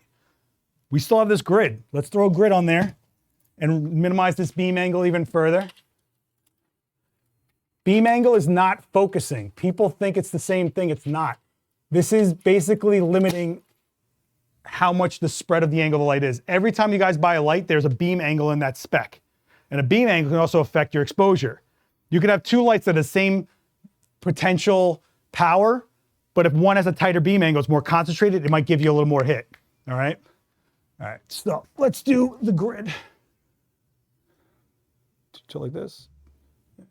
And I'm gonna go a little lower. I'm gonna take a shot. Oh. And all I did was throw a grid on that thing. And it's on exposure. I'm seeing pores. And we're really getting in there. Now I can take a little bite out of it. So for example, this is the science of it. It's on exposure. But the great Abscisse says there's correct exposure and creative exposure. And I couldn't agree more. This is where you get to really dial things in. If you're one of those people like, I'll just fix it in post. The problem with trying to chase a shot in post is you could have chased it at the time of the shot and gotten to a real definitive stance on what that image is, as opposed to trying to make a sculpture out of garbage later. You know, the more you do at the time of the shot, the happier you will be with your work over time. I promise you that, okay? All right, what was I doing? Oh, I'm gonna take a little bit of bite out of it. So I'm gonna drop it by, I don't know, let's drop it by half a stop. And so now when you look at the skin texture, while that was on exposure, it's a little more even now, right? Now you say, but Seth, blah, blah, blah, fill light. Yeah, I know, shut up. We're gonna do that right now. But I'm gonna do it with a silver board. And why am I doing a silver board? Because I just pulled it out. No, this is going to be more of a harder light to match the harder key. And what this will give me, if it works, because a grid is really hard to bounce light back from because it's minimizing the beam angle so much. But what did I shoot that at? 63 millimeters? I will do 63.2. That guy's having a good time in the back of the store. Let's take a look. And so look at the neck, right? It doesn't even look like there's a fill there, but we pulled that out. So all these little tiny subtleties that you put into a frame, all these people that aren't us aren't gonna know what we did. All they're gonna know is how an image felt for them, how it connected for them, what it was for them. And so when you start out with that first frame and you go, all right, that's properly exposed and done. We're missing his jawline. We're missing the dimensionality to his lips. We're missing how sunken his eyes are in the corner over here. All this stuff starts pulling out of perception. So when you say, I'm a portrait photographer, when I see your work, I better feel like I already met these people. I don't want to see that they're pretty. I don't want to see that you made them look better, glamorized, whatever. I want to feel like if they walked in the room, we already knew each other. The micro mannerisms, the tiny details of their face that you pulled out by the decisions you made with your light. Does that make sense? And I think we overlook that a lot. And a lot of and to be honest with you, a lot of portrait photography is more about you're interacting and trying to get them to break. And you might only have 10 minutes to shoot them. And I've had to, it's funny, there's a short on my YouTube channel where I spotted a girl at Comic-Con that I shot 13 years ago. And I was like, I know this girl's voice. But because I spent so much energy trying to connect with her at the time I shot her for the 15 minutes, you end up becoming a psychopath the longer you shoot, because you end up taking these tiny traits from people every time you leave with them. And then after a while, you start recognizing something from Justin that you saw in somebody else. And like, that gives me this feel. So that's another stacking of the techniques. It's not just, here's how I use hard light. It's also like, oh, this guy's kind of funny. And if they have this kind of smirk, and if I make their eyes look like this, and that's where you start stacking the special stuff. You know what I mean? You have to start noticing subtleties if you really want to build. If you have 3 subtleties per frame stacked, that's 30% of your image, right? So think of it like that. You know, the more you stack subtleties, the more you're going to elevate your work over time. here's what I'm gonna do to throw this because he's gotta leave pretty quick. I'm gonna make a fake edge mask. Do you guys wanna do that? Do you even know what edge mask is? No? Awesome. So, oh, why didn't you guys tell me I left the graphic on the screen the whole time? Thanks. You're real. Edge mask. So I did this in the Nikon Z5 II video. I explained it pretty deep. And I was gonna do it with the model that I had booked because she was the model from that video. Yeah. I'm gonna do it with him because he's got such angular features that it's gonna work out really well. Love it. I haven't done this with him. I haven't done it with this umbrella, but what we're gonna do. So let me clear this out of here for really quick. Does anybody have any questions? Is this helpful so far? All right, because this shirt is drenched, dude. Like I am over this. All right. How are you wearing long sleeves, man? I don't know. I didn't realize how humid it was going to be. It's literally a river outside. I didn't realize how humid it was going to be. It's a river outside. All right. Almost November. That's true. You want to step over here really quick? Yeah. All right. So what I'm going to do is we're going to make this a background. And normally when you see me do a big white umbrella for a background, we're getting a big white background. We're getting a commercial background in a small space. This time though, what do you hear? I'm gonna make this light a little shorter because I want this dead center, not above him, okay? Because it's gonna be behind him, okay? So, all right. So edge mask is this really cool stuff that you can get for a softbox that you take out the first diffusion layer, the outer diffusion, and there's a dark, opaque center, which does not let light emit through it. What does that do? So glad you asked. You guys are really, really on it, let me tell you. Killing me, these guys. What that lets me do is light is gonna literally bleed over the edge. His distance to this is gonna dictate how much light reaches around his face, which then basically gives me a universal rim light that will always be equal around his face, but how far it rakes will be based on his distance to this. The wild card I have here that I'm not sure how it's gonna feel is I can't get this directly behind it. Like I can't get it to be flush, right? So I should be doing this with a softbox. Would you guys want me to trade it to a softbox or try it with this? Softbox, raise your hands. Okay, we'll do it with a softbox. I got a feeling this is gonna be into a troubleshooting rabbit hole and he's gotta go to a show. And I appreciate you coming last minute. I really do. I'm glad to be here. Thank you. Thank you. All right. This is the Pro Photo 4-foot white Octa that usually comes with edge mask, but someone, I'm gonna just not name him myself, left it at the studio. So we're gonna make an edge mask. If you don't own one, now you'll make an edge mask. I don't wanna hear anything, all right? All right, let me get this off of here and boom. Everybody say goodbye, umbrella. Bye, umbrella. All right, you guys okay online? Yeah, you guys okay. If you guys can, I'd appreciate you guys hitting like. If you're new here, hit subscribe. It's the only way this channel is gonna get anywhere, you know? And don't forget, there's probably 2.5 years of classes on this channel if you're new, with people that talk less angry than me. You know, I talk the way I talk a lot because I want you guys to remember it. And a lot of times when I was growing up and I went to demos from really well-known guys, I was bored out of my mind. I didn't remember nothing. What's up? I'm sorry? When do I choose to a softbox umbrella? There's a few reasons I'll choose one or the other. One, honestly, sometimes it's just portability.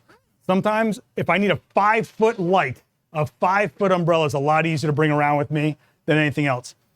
An umbrella is really great if I need a big light source that has to cover a lot of area. I'm shooting groups, shooting a big area, something like that. It's also very versatile when you can shoot it partially closed down, but you're making it work rather than getting the tool that could work, which is a smaller softbox, right? So technically, what I tend to do when I pack is I'll take softboxes that are up to a certain size, and then once they're big, it's umbrellas because they're gonna be that big anyway. If I want that big spilly look, the sock will spill everywhere as opposed to a softbox, which has a bit of a flag to it, right? If I need directionality, meaning I don't want it to spill, I'm going to soft boxes. Because keep in mind, you still got the grid you can work with as well, right? Okay, so, oh, man. I haven't done this in a while, man. My breath control sucks. Well, I had a sprained ankle for the last 3 months. I haven't been able to like get any cardio in, you know? It sucks. I'm gonna shoot it without the edge mask first so we can get an idea what's going on. Justin, you want to stand right in front of this for me, please?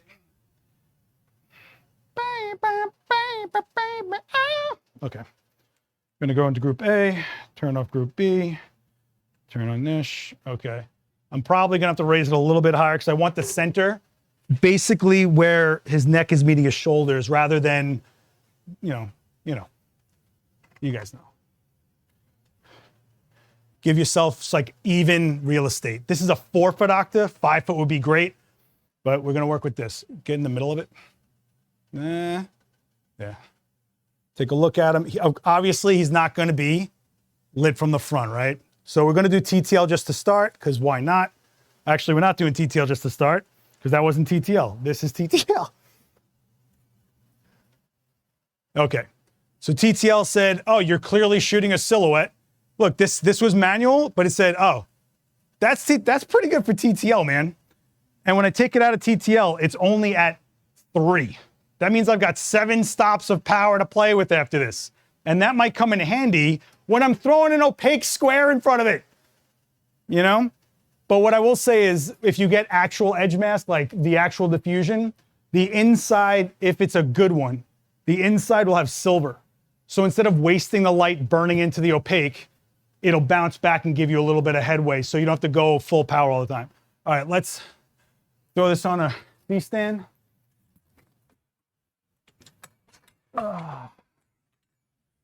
And let's make you some edge mask. Edge mask, edge mask, edge mask, edge mask. Meow, meow, meow, meow.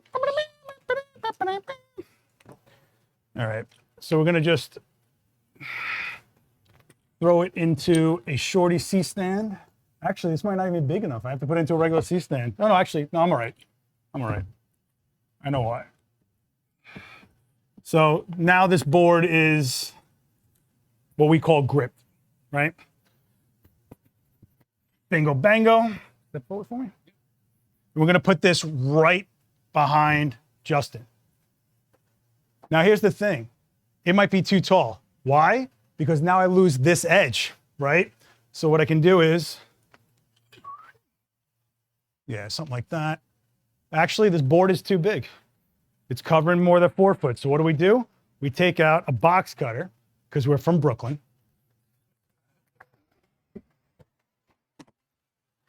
Yeah, beautiful. Had this been real edge mask, the bottom would be open too, but I don't want to cut it if I don't have to, okay? So now let's take a shot like this and see what happens. I'm not going to change the power, but we're going to lose power, right? Because we literally put something in front of our light. Get it as close to it as possible because the edge mask actually is the softbox, so we're making it happen here. Can we get you a little bit farther back? Yeah. Okay. So I'm going to show you how he looks as he gets closer to me, okay? So this is Justin against. Very subtle rim, right? Well, now if I put it back into TTL, it should up the game a little bit. Boom. Wait, there's more, mustache guy. Take one step to me. This is one step away from it, right? Look how much we lost on the side of his face. We lost the nose too, right? Now come to like where this tape is. There, yeah. And if I had proper edge mask, you could get just the halo rim. But I don't want to fight this because I got to get him out of here in like 10 minutes. Are we good with this? Take a step back again. Let's get you back to where I had you. So this is probably where I'm going to leave him. Something like that. Now, in traditional world, when you're using a softbox background, you could probably throw in a board to bounce in. Not going to happen here. Okay, even if I take a board to the brightest part, which is that piece right there, I'm probably not going to get enough out of it. See? It's just not there. But if I did, I'd raise the power of the light. Raise the power of the light, we're back into getting fogging and all sorts of issues, which is happening over here. You see all this fogging happening? Right about here. Whew, man. So what options do I have? Throw in another light. You guys are awesome. Let's do it. But we're already cutting him. So now our decisions come into place. Because remember one of the first things I said was when you rake from the back, look at his jawline here. Oh, man. Look at his jawline there. Look at the corner. You didn't even see on that flat shot what his facial structure is like, right? If he came to me and was like, hey, I'm getting a part for this, I don't know, we'll do the usual cop drama that he's always in. They're not going to care about that one on the left. They're going to want to see him in situations where he's probably dimmer lit, inside cars, going into grimy places. They want to be able to visualize what he's going to be like when they throw him into that setup. So it's probably more advantageous for him to have something like this than something like this. This is if they want to be like, all right, we're going to be like Florida man here and have like some kind of mugshot, right? But, oh yeah, how many times have you guys been at events and they're doing photo setups for people and all this is a giant umbrella right at camera to give you what's on the left? Because it's safe, because it's clean. We're not trying to say anything. We're not trying to be anything, all right? Now, let's throw this gridded, tight, oh, I didn't even, I'm totally ruining this. What do we want to do? Hard light, thank you, right? Well, no, if we have all this shadow, why are we going to annihilate all this shadow? The other thing you have to realize is whatever light we throw this way, I'm sorry guys. Whatever light we throw this way, once it hits this board, if we start illuminating this board, we lose that black, right? Because if I put my cursor, if you guys see on the top over here, there's gonna be numbers. When those are 0, that's black. Right now it's in the teens. If I put it over the whitest part, we're at 200 or so. 255 across the board is pure white, 0 is black. We're pretty much there and we're just doing a demo. I'm not even like really going for it here. I'm talking more than I'm shooting, right? Okay, the octaves are 4 foot. What was I doing? Mustache guy, what was I doing? We're gonna light from the front, right? But we wanna keep that light pretty localized, right? We already got that set up. And another rule of my studio is I'm not pulling out another tool until the tool I have set up isn't gonna be the thing I work with. Okay, don't start tripping over stuff just because you think this is gonna work. You're gonna spend 5 to 10 minutes on every tool you pull out. You pull out 3 tools, you're a half hour, 40 minutes deep. Your model, your person, your client, they are bored. All right? So that's why I'm saying, shoot with people that understand where you're at, that are okay, chill, good times. Oh, I gotta turn it on, that would help. Any questions? Are we good, guys? I am schwitzing. What my grandparents would say, schwitzing. What group is this in? I don't even know what group this is in. B, okay. A, B, all right? So we're not touching A. We're good with where that's at, right? If anything, I might even lower the exposure because it has a little bit of fogging going on. Now, when you have a light that's got a grid on it, I strongly recommend modeling lights. See where that light's going. I don't care how much experience you have. Once a grid is on there, your beam angle, you just can't feel it sometimes. So I'm gonna lock that one in. I'm actually going to shut it off completely. Why am I shutting it off? I wanna see if that light is going to touch that black board. If it does, I've got to figure something out. But I'm stuck here because if I move him from this to get him away from that light, I start reshaping that rim light like I just did. I don't have that luxury anymore. We took that away. We traded that in for the convenience of one light for a universal rim. Does that make sense? Okay, so I'll get you out of here, I promise. No worries. Group B, modeling light. Oh my, what is going on here? Who are you? What is this? So that wasn't even in TTL. That was in the exposure I left it at. Why did it work? Because I pulled it up to the same level I pulled it up last time. It's the same distance, same everything. I didn't change the exposure settings on my camera, right? The power of your light is not your exposure. Everyone gets this wrong. The exposure is what you set your camera to. The light fluctuates up and down to get you to exposure. That number on the back of that light means nothing in most cases. Don't jump down my throat. I know there's cases, shut up. But for the most part, if I'm at f8 at ISO 100, it's just going up and down based on my distance and modifier to get me to the exposure I'm at. So if I kept it in the ballpark, I get a ballpark. Now, if you notice, I didn't pull it up to get his hair. Why? Because I have that backlight. We have that, we need, where there is no light, I can put light. I have to have no light to make my light. Does that make sense? I'm seeing a lot of weird faces. I think I'm going all, does that make sense? Okay, yeah, she's like, whatever. Just dance, monkey. That's what she just said to me. All right, let's turn on the backlight. All right, he's gonna keep on that same thing, and Bob Bing. All right, 2 lights set up, pretty clean. I still think that backlight is too obnoxious. I'm gonna dial it back, because while it might be scientifically fine, humanly, I'm not feeling this. So I'm gonna go into that A light. It's at 8.8. I'm pumping almost full power out of this thing. That's two tenths under half power. So I'm gonna take it out. I'm gonna take out a stop and a half.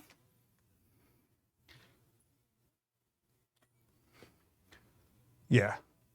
Now it's not obnoxious. It's just there. It's just creating the shape. You could argue I could put a little more in front of him. He's a little, yeah, you're naughty.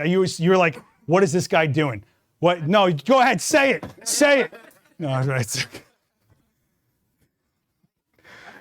so, but I have all this leeway. I'm at 4.7 on the light. I got 5 stops of power, right? So let's go into that front light. I'm gonna put in a half stop of light. And there we go.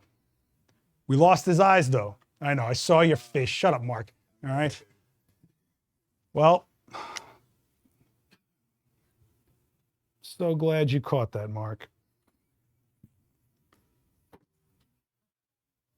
Now, if I want to dial that in, I have even more leeway. What leeway is that? Jen, you're great, amazing. I had this as high in the frame as I could get it, which is the most I'm gonna get out of a bounce. I can drop it lower. After a while, you're gonna have no bounce because we're on a grid. The grid minimizes what? Beam angle. If I don't have the beam angle to skate across this, it's not reflecting anything. I love watching really garbage YouTubers doing like reflectors like this, and I'm like, what are you doing? You're just wishing, you're hoping? Get out of here. All right, let's do this. So what I'm doing right now is I'm literally looking at, actually, you know what I can do? I'll show you this. What I'm looking at right now, watch, see? Can you guys see what's happening? So we're filling him in pretty hard here. I'm looking at his iris, chin down slight. Yeah, like that. And boom. Let's take a look. Yeah. So we were here. We filled him in a lot there, but look at just the left side of his jaw, the corner of his jaw. When you get that, when you have the subtlety stacked up and you have your client there and they are done in 5 minutes with something like that, you know what happens? You're booked again by their friend, by them, and also you're not sitting there clicking a stupid mouse or playing with some AI retouch garbage. You know what you're doing? You're shooting. What does that mean? Oh, you're a photographer. And you know what you did? You created your light. You know what your light did? Built the perception of who? Your subject that you are creating a portrait of, which you portray. And now I know what Justin really looks like because before we started this demo, we were in DMV land. But what did I really do here, right? 2 lights max, piece of foam, principles. I don't care what you own, what you shoot with, what you shoot, who you are, where you're from, what your budget is. Principles. Did this have to be a $600 Pro Photo Box? No. Could it have been a $50 Glow Box? Yes. Did this have to be a Magnum? Not really. I love the Magnum. There's a special quality to the Magnum. There's a reason for it. Could you get in that ballpark pocket? Yes. Will he know if I pulled out a Magnum? Well, you would probably know because you've done a million demos. But you see what I'm saying? Like, don't let the gear stop you. Don't let the I don't know stop you. You literally have the world in your pocket right now. You have this channel alone that has 2-3 years of classes for you, and Adorama TV that has 15 years of videos for you. And these chairs are always for you. Did everybody get what happened here? We make decisions, we stick to them, we move forward, we get to the science, but we ride the feel. The shot's yours. Go take it. I think that's where I'm going to leave this demo because he's got to get out of here. Yeah, I think so. Thank you. I really appreciate it. Oh, you want that? These like cool shots you got here, I would love them. Okay, I'll give you some. Yeah, yeah. I usually throw these away. All right. Any questions online, guys? All right. Hi, everyone. Thank you. Thank you. Thank you. I forgot what I was going to say. This was not the demo I planned to do, but it's okay. But again, I'm not going to lie to you. My model tonight was supposed to be a neon purple hair, tattooed face woman Right. It's a torrential downpour and life happens and she couldn't get here. We still love her, but Justin comes through. And what do? We look at Justin for who Justin is. What can we pull out of Justin? What can we do? And he's an actor and he's got great features and stuff like that. But in the end, he'd have gone to anybody's studio and still gotten that shot on the left. But what I really want to end this with for you is start with that shot on the left when you have no idea. Look at what is in front of your lens and then start making decisions based on what you've been working on and what you're doing. I don't care if it's a mannequin. You guys have seen me for 30 weeks shoot a mannequin in here for you. I'm talking to myself. People stand here making me look like I'm psychotic. But the hardest thing you're gonna have, which is what I'm dealing with right now, is picking up your camera and going to go do it. Because sometimes that camera looks like it's 1,000 pounds. It feels like tons of weight. To me, I correlate that to work more than anything now. It's gonna eat you alive, but it doesn't have to, right? In less than 30 minutes, we just sculpted him out based on no guessing. We knew it was gonna happen and we did it. I never did this before for him with this box. I just cut this foam core in front of your face. Principles, all right? Next week, Daniel Norton will be back here doing LED light versus flash. So if you're someone that's trying to mix light source or go with one or the other or try to find the benefits of either one, come hang out 5 p.m. Tuesday, Wednesday, Thursday, there's always something happening one way or another at 5 p.m. Coffee with Creators is still going strong. Every Wednesday, 11 o'clock, I have a guest in here and we talk. So we've had 73 individual guests, amazing Emmy Award winner, Oscar winners, all sorts of stuff. Jennifer Stitt is Wednesday? Wednesday. Jennifer Stitt will be in here. She does amazing stuff with couples. I think she's a fantastic photographer and a great people person. If you guys want to learn anything about that, did you forget your umbrella? Yes, I did. Thank you. And Bye. for everybody that's watching this channel and all you guys, just know on this channel, there are compilations of old demos that I put together. I'm the one putting them together based on topic and different instructors, so you get different point of view of the same topic. Let them run. They're like 3 hours. When you're editing, put them on. There's an 8-hour long one that I literally made as a screensaver for you guys. Me, Lindsay Adler, Joe McNally, Ab Cisse, Gary Hughes, they're all on there. Let it run. Play it. Drop comments. Talk to each other in those comments. The more we grow that channel, the more I can do for you here. The more you guys sit in these chairs or jump in that chat, the more I can bring to you here. I am only so much of this. If you do not show up virtually or in person, I can't do any of this. So if you appreciate any of it, all I ask is you subscribe, hit like, come hang out at some events, talk to some people on those chat rooms and whatever, well, not chat room, Discord. I'm so tired, Mary. I'm down on my feet. But more than anything, you could be anywhere in the world right now, and I appreciate you guys being here right now. And maybe I got to do another demo just to kind of shake up some more rust. And I'll see you on the next one. Thank you guys for coming out. I'll see you guys on the next one. Bye, guys.